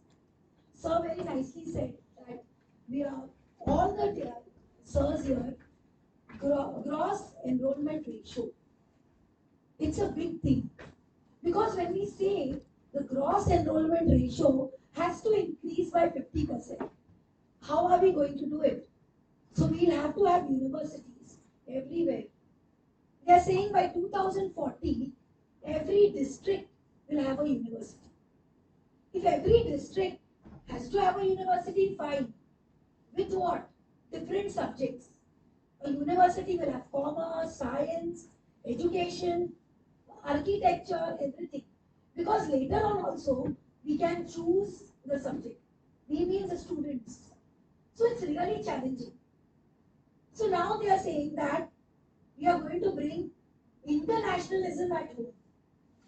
So also this policy is going to allow all the other universities, foreign universities in India. So when you are going to say that foreign universities are going to come to India, what's going to happen to us? What is your role? Can anybody tell me? Let's discuss. If foreign universities are going to come, they are going to give the permission. So what's going to happen to Indian universities? What's going to happen here? Enrollment ratio will get reduced. It may increase also. We don't have the funds. 50%, that's what I am thinking. 50% we want more people to enroll. We want universities, we don't have the fund. And with COVID, all our funds have gone, actually, to health and other things. 6% GDP for education has to be put in from 0. I think 65%. So that maybe I see, so foreign universities will come in.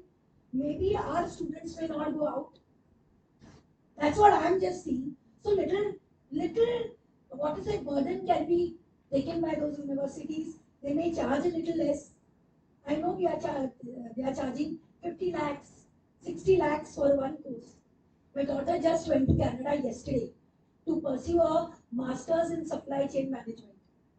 The fees is for 1 year 50 lakhs, three terms in Canada, York University. So maybe we will have less. Okay, so these things are going on. So for us, the challenge is, how to the people, as you said, that our gross enrollment ratio may go down. It should not go down at the same time. So what should we do? And they will be going to employ us. Us means teachers. GR in Indian universities may reduce. Yes. To the extent which foreign universities are having it. Yeah, that's what I Overall, was saying. Overall, it will increase. The revenues, we have a collaborative. Yes. So we have to have collaborative programs. Now, if we have collaborative programs and our teachers are going to be taken by them, absorbed, so what happens to us? How should we be? Very competitive. We should learn. We cannot just sit. अरे मेरा 20 साल पहले एक degree मिला है. Yes. And मेरा degree मैंने किया है MCOM 10 साल पहले 15 साल पहले. It's not going to be there. You need to again be a lifelong learner. You will have to learn, do some certificate courses. It's not. I'm not just saying. We are also doing continuously some guidance and counseling diplomas, courses. We have enrolled. I'm in a teacher education institute. Though I'm in a science background, I did MA sociology. I did psychology. Did counseling. So we need to, because then you will increase your horizon, how much you can give the children. Usually when we do upgrade ourselves, why are we doing it? To upgrade our students also. Our students, soft skills, life skills. There are so many institutions which are there all over India also. You can enroll, you can do some courses, get a certificate. Just 2 months back, not telling about myself, I did a course as a lead auditor of environmental audits. Very few lead auditors are there. I am the lead auditor of Maharashtra. And environmental audit has become compulsory for NAC. So like I was the auditor for SVK institution, Mitibai, UPG did it. Now Mitibai and other people, they are doing it. So I am collaborating with NSF, which is a body who is accrediting the colleges. So you can do some courses and other things and you can upgrade yourself.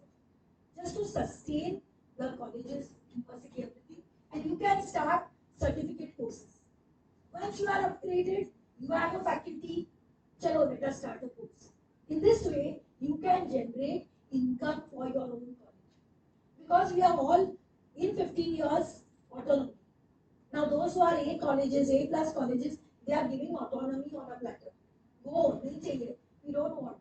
So we'll have to take that and and then we can start our own courses without, like, of course, now there's academic autonomy, but new courses can be started. But to start new courses with infrastructure, sometimes we have money, but we don't have other resources or teachers to teach. So we have to gear up as teachers and learn and be a lifelong learner and accumulate credits, degrees, some certificates, or just be with the present scenario. We cannot be outdated at all. And that I could just say. And 30:1 ratio is coming as we are discussing. So more teachers, we will require so many teachers. So because more teachers, teacher education, now ours is a teacher education college. We are a standalone college. We are scared. We are going to be redundant. So we have to start other courses. Now you require money, vitamin M, very important. So we need to collaborate. Like ours is a government aided college, but we want to start courses, BA, BSc, so that we have a degree now, BA, BL, BSc, BL. It is given together. Professional courses. So we have to collaborate. So what I'm trying to tell you, cooperation, collaboration, coming together becomes very important, and that's why teachers, it should not that I am a college teacher of anything, but I need to have contacts, collaborative, like we have seminars, conferences, collaboration with universities, collaborative. We are starting MOUs now. MOU is the in thing. 10 MOUs होना चाहिए ना. So you have to meet, but again, programs. Now we have a lecture 4 to 6 with another college, MP Shah. We have started a certificate course. We are having lectures with them. Or they come, their students, our students, they will come together, they will have programs. Their teachers conduct for us, our teachers conduct for them. So that collaboration will help and make institutions come together. And that is very important because we cannot remain in our shell. Even my college, I'm saying, Gandhi Shikshan Bhavan is the A plus highest score college among the BEd colleges. But we cannot be in one corner. We have to spread our wings. It's the same thing. So collaboration, cooperation. They are even MAC, because mine is a BEd college. It is told third cycle we got A plus. You don't have a mathematics laboratory. That's the thing. The sir was from mathematics. He asked me, and he was after me for mathematics laboratory. We don't have the infrastructure. So what do? We have a campus, but we need to now make a building. So from where? So again, colleges, schools can collaborate. They can say this is our laboratory. We send our teachers nearby colleges. So this is sharing of resources, sharing of infrastructure. Now in MSc mathematics, in a BEd college, we cannot get to. There are only, among 90 colleges, there are only 2 or 3 teachers with MSc mathematics. Now, with physics and other things, chemistry, we have few teachers, they are teaching mathematics. So there are lot many challenges, lot many things. I'm just giving my examples, experience from BEd. But yes, I would like to say that this is not just a commission has given us this NEP, but now it has given us a mission to follow as teachers. So we need to cooperate, collaborate, see the bigger picture. Because this is going to happen in 15 years. And we need to gear up, everyone as an institution, the colleges, as teachers, otherwise we will be nowhere. And now with ICT, everywhere ICT, digitalization, students know more than us. In fact, when the lockdown took place, we didn't know anything. I didn't know Zoom kaisa chala tha. Google Meet and Google Classroom. In that time, we struggled and we learned. Now we know, but our students know more. Because anything problem is like, come, Siddharth, come here, help me out. ये कुछ नहीं हो रहा है वो. Students know. So we need to, this is not my subject. I am from language teacher. So this is ICT मेरा नहीं है. You can't say that. You have to be very dynamic, versatile, and it's really scary in the 15 years. Because we cannot take this lightly if really we want to see India. And as sir also very rightly said, they are going away. The brain, we are not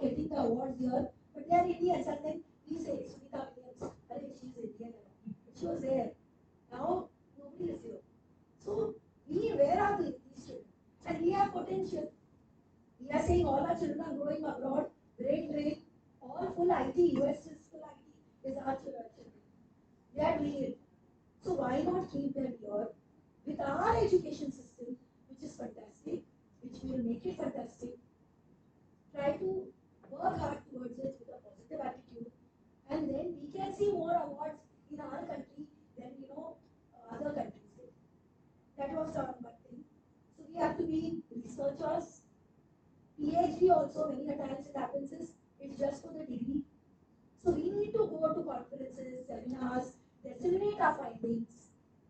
Also make our students researchers. We have action research. Every child has to do action research, every student, as a teacher. But what happens when they go in the system? Sir, our teachers complain. Madam, you all are giving us idealistic things. When we go into the system, everything just phases out. So action research, it should not be just for the marks.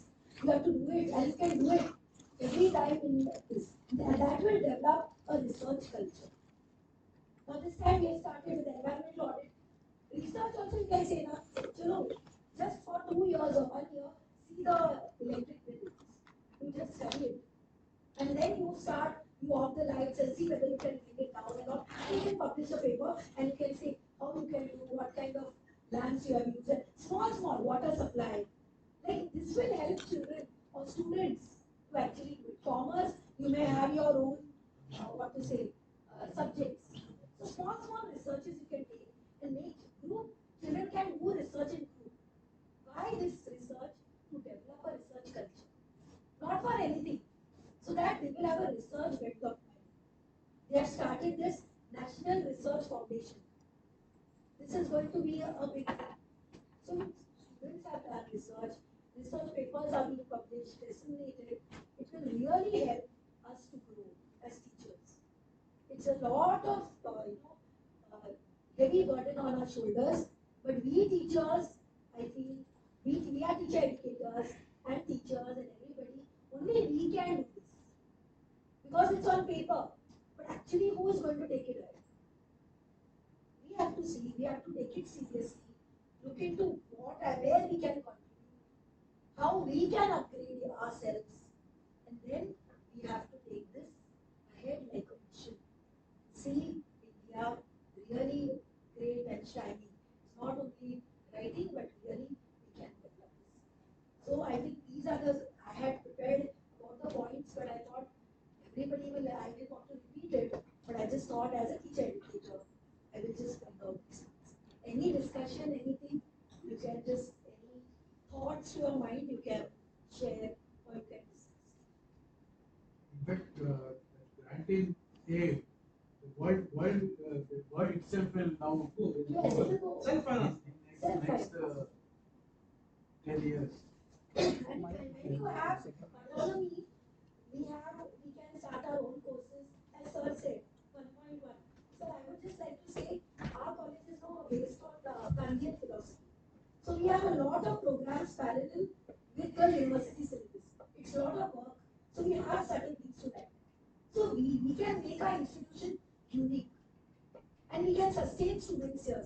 Life skills there, industry, connections, I said a collaboration. We have to collaborate.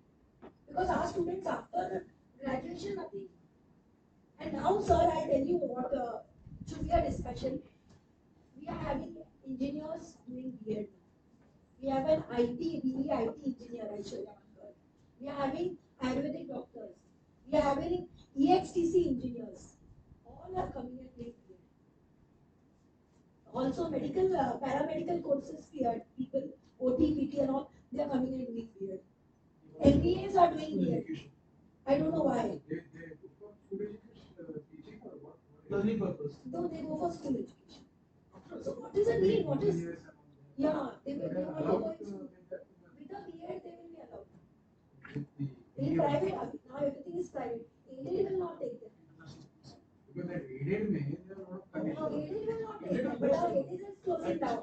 All BMC schools are closed down, and the aided also, few are there. And like Marathi, Hindi, Gujarati are closed down. So that is one question, why are they coming for B.Ed? So is our education system or a graduation or undergraduate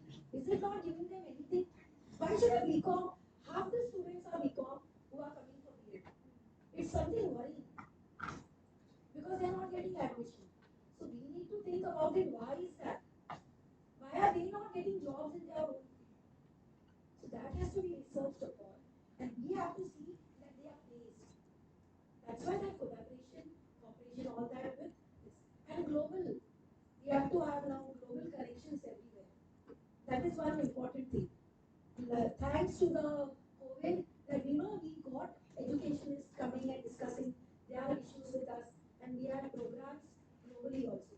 Otherwise, in the morning we were discussing that it's difficult to pay lakhs of rupees and get the person here to give a talk in the conference. But because of this, it has become really easy, and in that we are collaborating. I presented a paper in a seminar in NS University, and one sir from Stockholm University, he contacted me, and he was doing a research on COVID challenges during COVID for children and teachers. So he did a collaborative research, and I was a representative from India, and he told me to collect data for it. And then he was doing a research of the whole worldwide, what is the effect on COVID. So this came out with a simple confidence. And then now I'm in contact with him, and he gave me that, and then I sent the links and all. So teachers had to correct. But I'll tell you, sir rightly said, at least data collection, that we are so laid back now. Even that data teachers are not feeling in research. So he did not get much data from India. India, UK, UAE, he has collected and then he sent that. So India people, they didn't send much data in spite of sending them. So that why I'm telling you this, we think research is not important, but research is very important if you need to progress and you want to make a change. So we have to think of pathways, see opportunities, cash upon them, and funds are there. CSR to lots of funds are there, but we are not able to cash it. They want to finish it also by 31st March, and कोई लेने वाला नहीं है और वो वैसे ही जाता है. Even government funds and also CSR funds. So, because we need to show our how we can utilize them for the benefit of the students. That becomes very, very important now. And this, who is going to do? The teachers only have to do it. Because we are social change agents. That's it. We are not only going to transact what is in the textbook to the students, but we have a lot of other things too. And when we are feeling that all this NAC things, AQAR and all that, it becomes very worrisome that कुछ भी नहीं है क्या और फिर अरे ये करना चाहिए वही चालू है actually I told sir I have to learn because that is going on. So it becomes really risky, very good. So we have to see that and start working so that we can put points in everything. Now there's a new thing, gender audit is coming. The gender audit. Some people are Energy audit. environment audit. This audit, so many things are coming. So it has scope for us also now to do some courses and become auditors. Exactly. And also start courses in our college and sustain the institution. We are aided so little, but ऐसा नहीं है बाद में तो I don't know. So that's whatever I just wanted to share because I have not. Thank you so much. Any questions? Anybody? We can have a brainstorming session like sir was done. I have only one or two points to add for discussion. In the entire NEP, there is no mention about what is going to be the fate of junior college teachers. It's a big question mark. 5 plus 3 plus 3 plus 4 is okay. The qualifications for junior college teachers is post graduation plus B.Ed in the respective subject. They have all done that. They are there in junior college since ages. When this system comes in, where will they go? Because if they are merged into school education, they are overqualified. In fact, I wanted to speak on that, but I thought that degree, अच्छा junior के भी थे ना? इतने बुला था मैंने. The major problem what he's saying is, if suppose there is a split and they are taken to school 11, 12 will remain here, then the major problem will not of the separation, but yeah, but the Yeah. The major problem is not only separation of 11th and 12th or junior college, but a problem will be accommodating. I guess almost like going to face to face.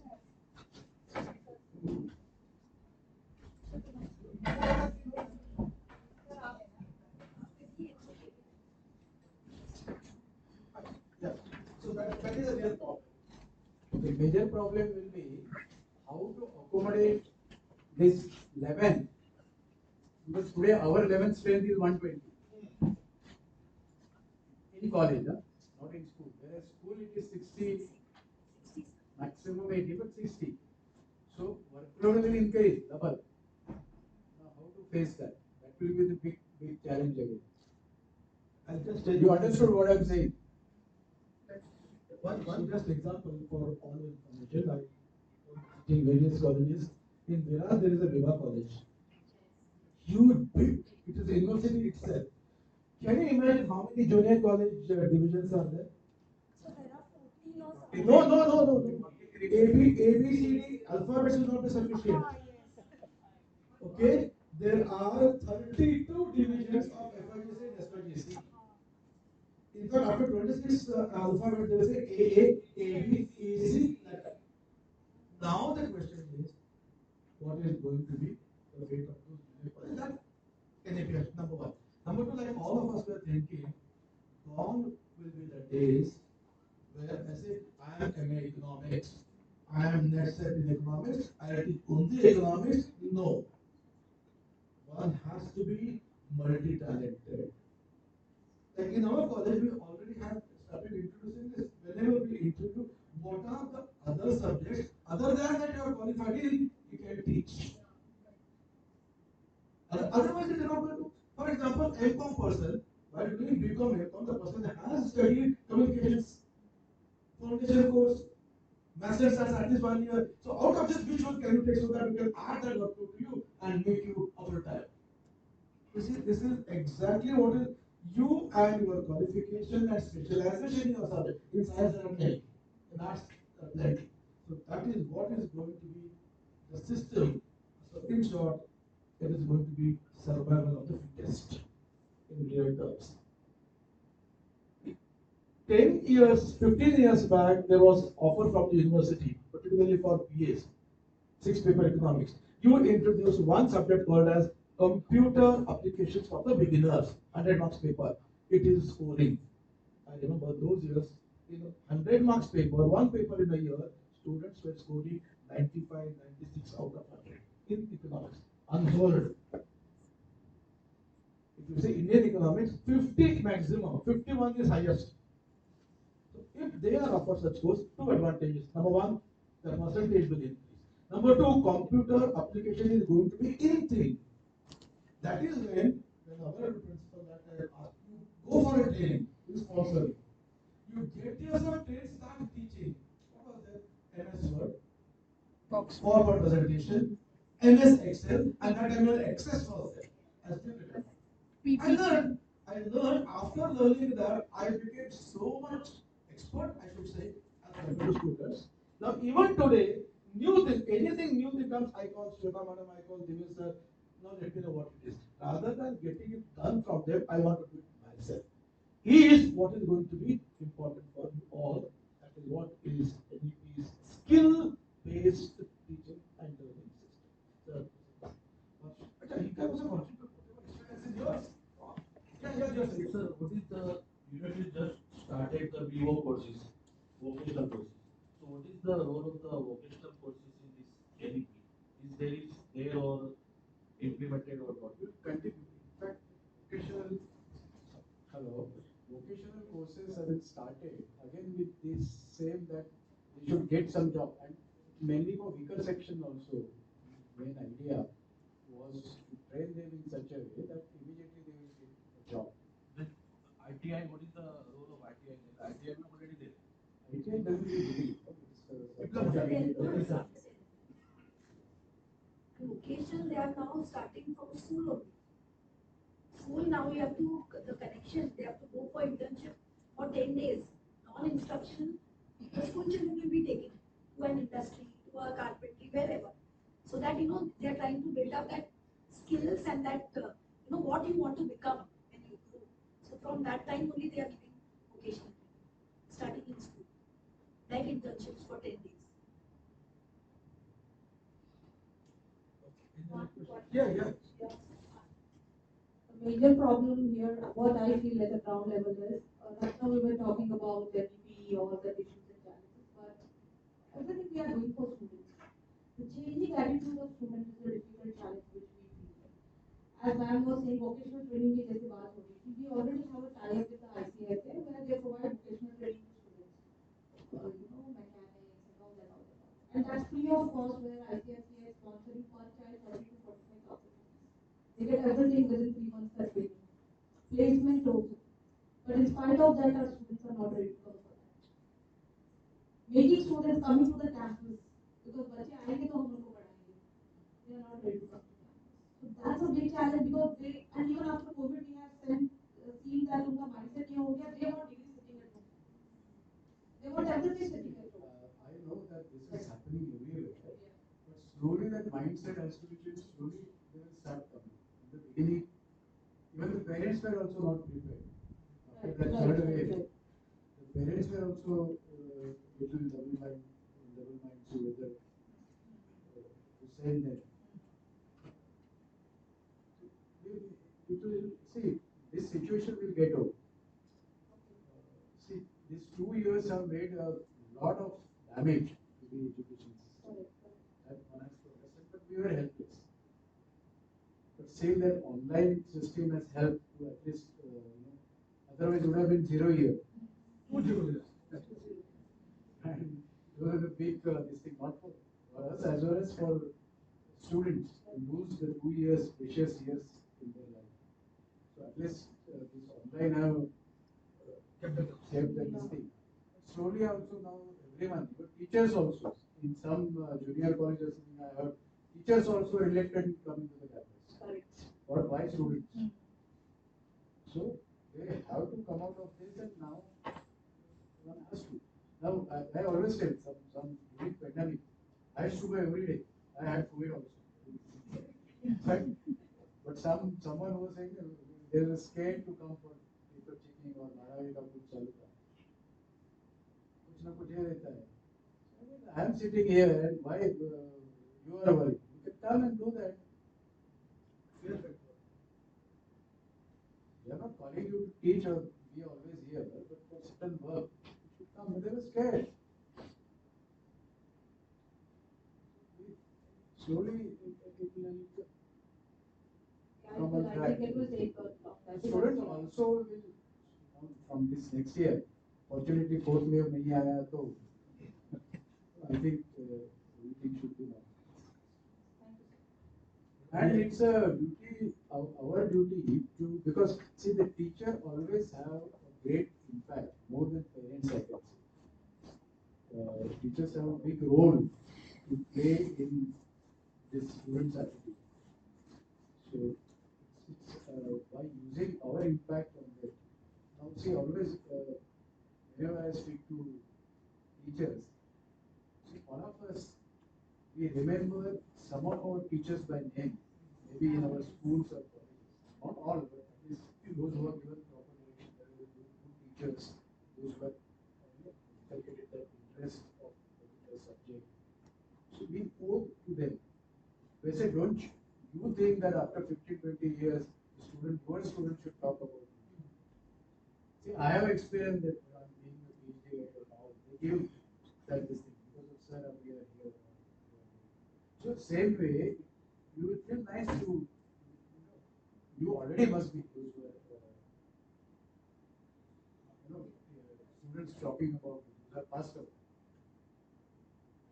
and doing something well. They owe that to the parents and you. So your impact, what I'm saying is, your impact on them is very, very important. And if you can persuade them, keep on persuading. You don't lose the heart. You don't get disheartened. And secondly, I mentioned in my thing that I went back right? तो school education से ये है. Somewhere that sincerity has to be brought from school. In fact, here you can work, you have school education also in this campus. So at least you can experiment because you will be getting the field now. Students also. You have this experiment here in this campus. And if we make our teaching interesting, they will like come. And you are having because then they feel monotonous. So they should feel that And secondly, when you make some different cooking programs, I mentioned that also, that many times they are bored of classroom teaching. they are bored of class. In the four walls. So give something. See, I had a very, Vinayak Darvi. He was in fact secretary to governor also, deputation. So he used to take my permission. MSc lecture, zoology, he is a zoology. Now he's retired. So he used to ask for the permission. Sir, my MSc lectures, National Park में ली. I said, go ahead. And they were enjoying a lot. So if you have this kind of small research project, field works, that will keep them. When I was in Mediva, I started honors program. Just an example. For BA students, we are doing filmmaking. All editing, say, everything. There was a course. And short film, like on some social issues or something. We were asked to, we were trained to make a film of 5 to 10 minutes duration. And awards were given. They enjoyed it like anything. That those बच्चे जो class में बैठते नहीं, तो 10-10 बजे तक ये काम कर रहे हैं रात को. And one of SVKM का ट्रस्टी का कोई ये फोन भी आ रहे, सर वो क्या चालू है, 10-10 तक घर नहीं आते हैं. What exactly I explained it कि ऐसे ऐसे है. So this is something great. We don't know but it is something great we are doing. So they enjoyed it. So ये क्या है मतलब something we'll have to support the regular academics with this kind of thing. So they will enjoy, start enjoying the college. Creative fest, so that's why you have to channelize there and grow in such a way that they will start liking the academics. Otherwise, academic kiya to then just sitting in the classroom. अभी refresher course में हमारे चलता है. All lectures में No, all lectures behave worse than the students sometimes in refreshers because they remember the students. And the participant teachers also they behave like they worse than students. So this should not happen. You have to create interest in the class. Make it more interactive. Some Cognitive learning you can use different strategies and don't restrict to your portion. If you read something new, share your experiences. I teach maths. There is nothing like maths train, but we have a beautiful campus. I tell them, chalo, we go for a train and see what maths you can see in the exam. They come out with it. अरे ये तो झाड़ को ऐसे lines हैं, fraction सिखा सकते हैं, ये तो पत्ते हैं, और you know children come out. So this is a small example, but you can do some workshops. So a lot of pedagogy, different methodologies. You can use films. It's okay, I think. Films you can use. Discussion on films. I'll share one experience in 2002 or 3. I was coordinator for when I was in India. Because I was 23 years I was in India. So I was coordinator for a refresher course in chemical sciences. There we have practical sessions. 16 sessions for the practicals. And usually the practicals they do in groups. And suppose 40 participants, so around 5 to 6 people in one group. So क्या होता है उसमें 1 or 2 only used to do the experiment. Rest were and all senior. And there used to be senior. Now अभी तो young दिखते हैं आपके जैसे. But that time it was compulsory. So all those are nearing retirement, much older than me, were my students there. So at that time I said that ये हमको नहीं करना. I wrote in Dr. Saman from ICT, UDCT, ICT, Institute of Chemical Technology, and one or two people. And we designed research projects for them. Instead of doing regular practicals, where the results are known. Research means you don't know what will be the result. That's the research. That's the beauty of research. We don't know what is the end product. So we given them some projects. They have to complete. There is no time in this thing. Like in all those sessions, they have to work on it. And at the end, they should present their findings. They enjoyed like anything. This was the first time it was happening. And some of them did it really well. Something, of course,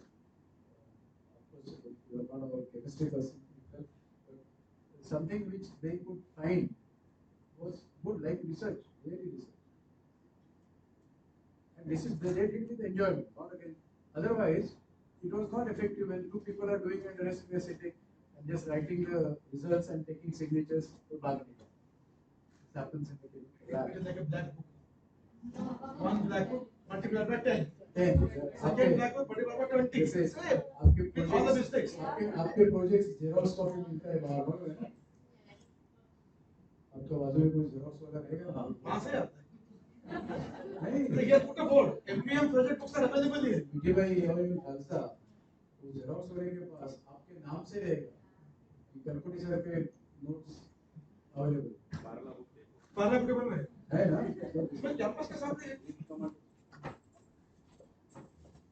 any other questions or yes sir.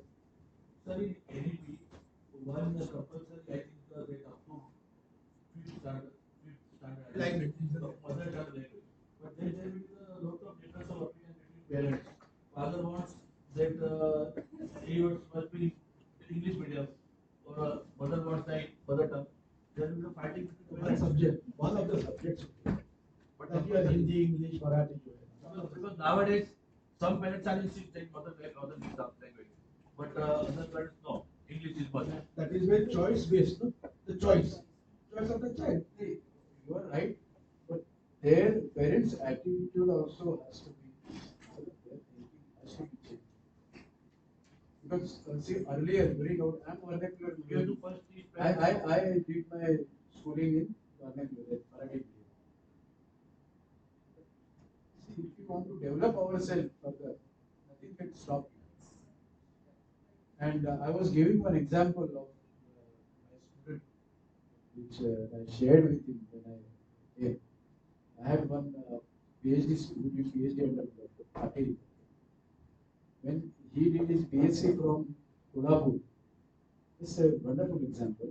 Not Kolhapur town, but English some remote, where the BSc chemistry is also taught in Marathi. So when he came to Mumbai after the BSc, he was not able to speak even a single sentence in English. And he joined with somebody's reference, so joined the pharma company in the analytical development lab. He was really very this thing like to catch box up instruments and all people with apron and speaking English. He was not knowing he was like समझता नहीं था उसमें. So he was in tears that in the beginning. He said that it's not my cup of tea. Better to go and खेती करेंगे तो गाँव में अच्छा है. But somehow they are more hardworking or गाँव के लोग more than city people.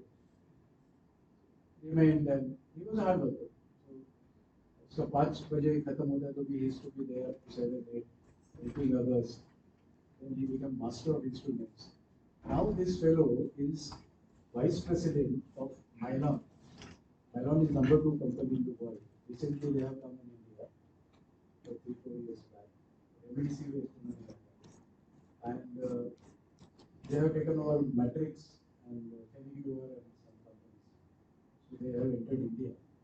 Now he is the vice president. You are earlier with Chemicure. Now they can transfer to Hyderabad. He's senior, he's vice president there in the company. and not drawing less than 1 CR. Now, this is why I am giving this example, that if you are determined to do something in life, you can do wonders. थोड़ा बहुत इधर भी है, I am not saying that, but भगवान अपने को बैठ के नहीं देगा. Somewhere you will have to work hard. So nothing stops you. So actually, and secondly, it has been seen by medical studies that if you learn your previous years, initial years in your language, then it is always better that for understanding the subjects better. So, but the education system has to be revamped. Just add here, when we teach English when we are studying, how did we learn our mother tongue? Automatically we started speaking in mother tongue. What happens in our education system? First write, okay, then read, speak, and then listen. Last is. So by listening you learn. But our all so our students, they are learning in English medium, everything, but they can't speak. No communication, they can't understand. So usually even when we are small, we think in our mother tongue. That's why they are brought into it. You study your formative years because you get support from the family. Only the transition, what I think, from vernacular to English, because later on higher education is English. So that transition should be somewhere done more smoothly. Because I experienced that during my time that up to SSC we were in vernacular medium. But suddenly when there was a medium change, and since there was a science student, so everything पहले 6 महीना तो हमारे ऊपर से जाता था. Physics and all, we never used to understand. The physics and chemistry, but we had a difficulty. But slowly we picked up and we did well in whatever we did. But that transition also should be somewhere, has to be smooth, so that this problem the students may not face. And now it is a feel in the नहीं, vernacular has to be a Only science and medicine. something like that, so that they will have the knowledge of English also, or they are comfortable with English. So ये दोनों का कुछ combination करके, but vernacular is always better. That is proved. Starting only if they write and they are failing. Parents को इसका बहुत difficult होता है ना. पेरेंट्स जाते हैं स्कूल में तो वो सोचते हैं So they need a counseling first. Secondly, I will tell you, कि उसकी बेटी इंग्लिश मीडियम में जाती है, मेरी बेटी क्यों नहीं.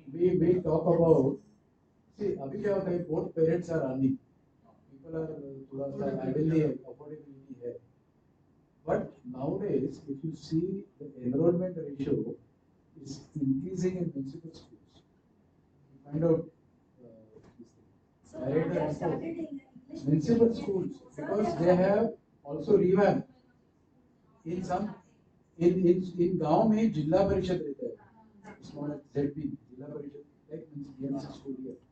They, many of the teachers, they have एक को ये भी है ना, that world cup the won the display.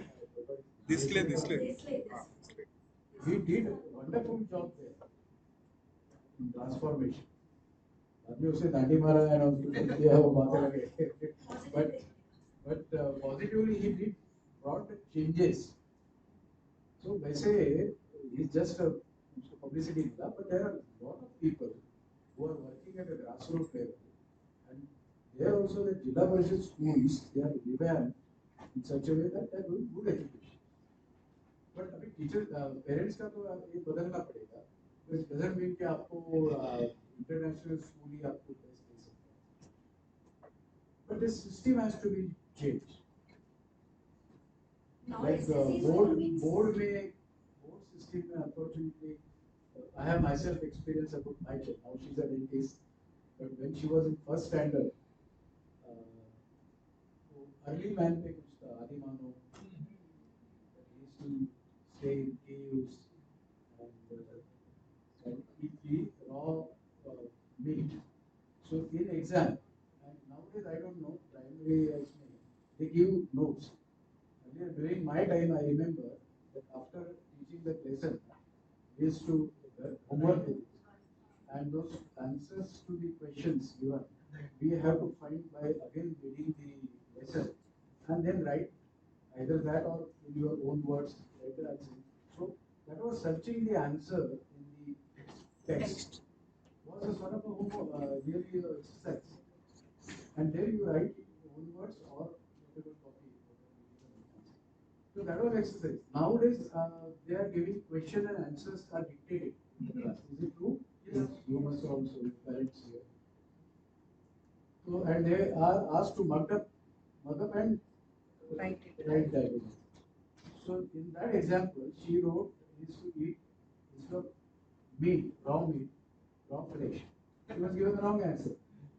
So my wife was little eat and social ये mark से कुछ फर्क पड़ने वाला नहीं है. So this is the condition of. I mean, she has used the synonyms. So she should have been praised. So I use that word now. That all research or curiosity is killed. Myself is also fixed. The composition. If I am 4 years old, still I have to write 5 years. It's like this. Yeah, yours is like. So I want to share one experience that I have experienced in my that will make me more conscious.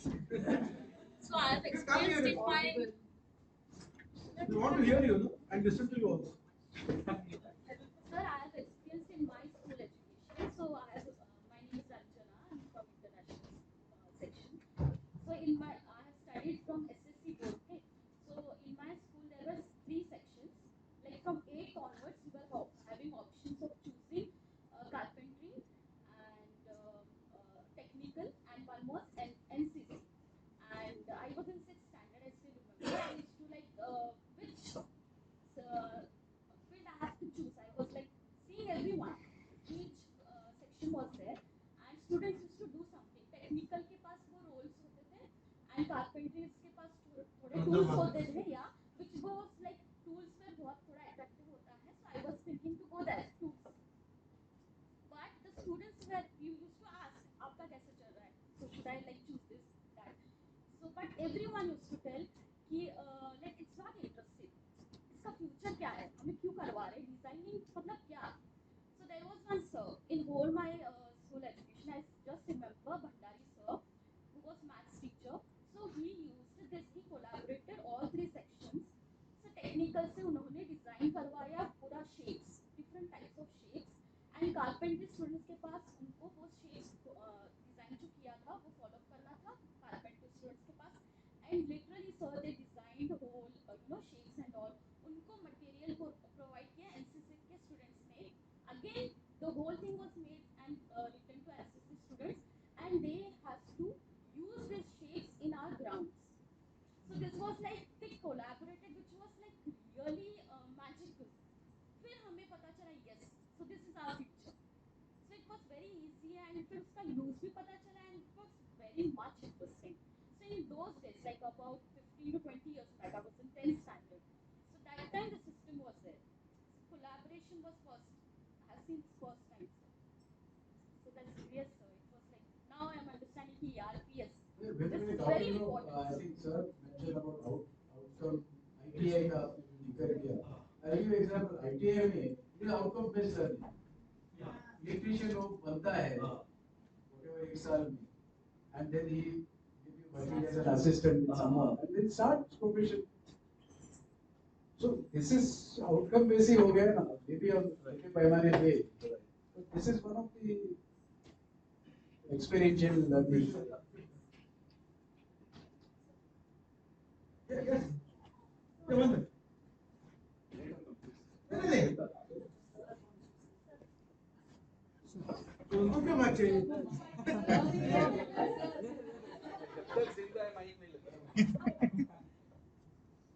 We all talked about new education policy, which aims at teaching pedagogy should be restructured.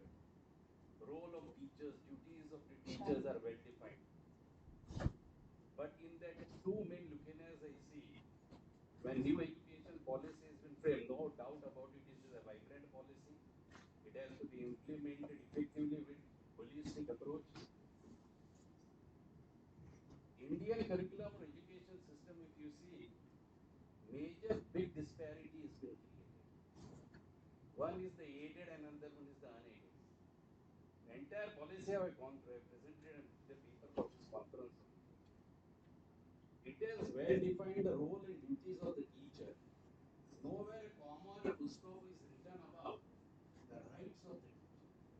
I basically emphasize on the basic. And the last part of the NEP is phasing out of the affiliation in another 30 years. As sir has rightly told, is getting one of the very good institution comes up. 30 years के बाद affiliation नहीं रहेगी. Every university, every school, every college will itself be a mini university, have an autonomous status. That means once you phase out from the affiliation, there is nothing called as standard code or norms for the functioning of the organization. आज के हालत में we will restrict ourselves only to SIDD or Mumbai University. इसके अलावा और कोई बाहर से आया नहीं. इतना स्टैंडर्ड मॉडल कोड है कॉम्पेंडियम में. महाराष्ट्र यूनिवर्सिटीज एक्ट सर है. Institutes are affiliated. Autonomous institutes are very few. Only big shots have got autonomous. That too at exam. The NAT was something very different. 300 marks है, 700 marks जो है, 70% PSU पे depend होता था. Physical team आता था करता था. अभी difficult है वो marks पाना. वो 5 star लाना. अब A grade हो गया, star निकल गया, grade में आ गया. बातें बहुत बड़ी-बड़ी होती हैं. The role of the teachers and duties of the teacher, bringing about a drastic change in teaching pedagogy. This is the duty of the teacher. Teacher is there. It is a main tool. It is a main instrument. Principal sir is there. He has already phased out this time from the aided college. Other sir is there. Still there as a principal in Khalsa. If you see in your own educational institute, still you are autonomous, but you are bound by the Universities Act, right? Nobody can function unilaterally. Autonomy is there with respect to the restructuring of the courses, subjects to be introduced. See the disparity. A postgraduate teacher with the same qualification in aided section, and other side, a postgraduate teacher with the same qualification may be working more efforts. Where they stand. So that is Practically speaking, let us when they go for the be phasing brief. out of the affiliation, sir, let me complete. No, but be brief. Is a Because question. Question or answer. Let us understand first. But we are going out of the track, so let me just intervene. No, no, it is no, any people can sir. No, no, no. Let it be so. Let it be so. You are going out of the track. We have paucity of time. We have to give other. See, you are talking too much, sir. You come to the question. You come to the question if it is relevant. Phasing out of the affiliation. अभी तो मार दिया है थोड़ा बहुत, तो बच्चे को भी मार देंगे. पीछे कोई नॉर्म्स नहीं होगा कंट्रोल करने के लिए. So it is not supposed to be devised by us. It is by the government. So let us not unnecessarily discuss it. This is not the right platform. Let us have a different discussion on different platform. Evaluation of the new education policy. Paper पे किताबें को बहुत अच्छा लगता है. जब इंसान कुछ जूता पहनता है ना तो पता चलता है कहाँ काटना है. Bilkul sir, Bilkul sir. So any other questions, or we will now go to the technical session. Now the bottom line is this. The summary is this. There will be difference of opinion. There will be discussions. There will be deliberations. All that will happen. That have happened before the NEP has been finally implemented. There will be problems. There will be difficulties. There will be grievances. All will be taken care of as and when how they occur. There will be appropriate authorities. There will be appropriate committees. There will be appropriate agencies to look after this. But all of us should understand and agree that this is the policy which has a vision for next 20 years in the internationalization of our education system. In fact, this was overdue. We were not ready to come out of our comfort zone. Now, this is the time where all of us will have to shelve ourselves to come out of our comfort zone and to work for the betterment of generation next. We will have problems. I agree with you. There will be problems. There will be phasing out. But then out of that, how I make it as a challenge and convert that challenge into opportunity to excel is what NEP talks. So on that note, I thank you all for joining us. Nice presentation, nice discussion, and I call upon Shweta Madam to continue with her anchoring and call upon the person for proposing for the vote of thanks.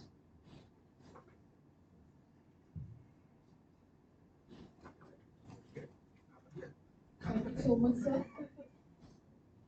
Now we come to end of this inaugural session. I request Mr. Divesh Nagreja, sir, coordinator of BSc IT department, to propose vote of thanks.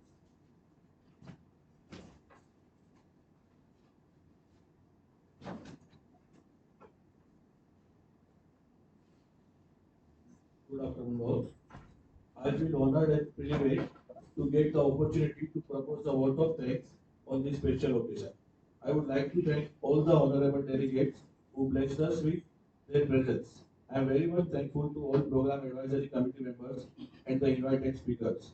I, Divesh Nagrecha, BSIT coordinator, on behalf of the organizing committee, convey deep regards and hearty thanks to Dr. N. Manjunath Rao, Dr. Kiran Mangavkar, Dr. Sunaina Kadle for their gracious presence. I would like to thank our respected principal, Dr. Gopal Kalpati, for his constant help and guidance that radiate a source of energy within us. I am very much thankful to our vice principal, Dr. Sima Rawat, and all my colleagues and non-teaching staff members who always stand by us and motivate us. Thank you. Special thanks to our Ajay Verma for giving us a technical support. So, technical session will try. That you take over. Thank you all. Thank you. Elaboration. Yeah. इसको stop कर दो sir. Yeah.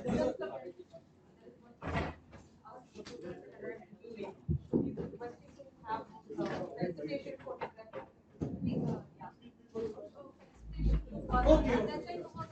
Okay. That's the main thing. Give him another.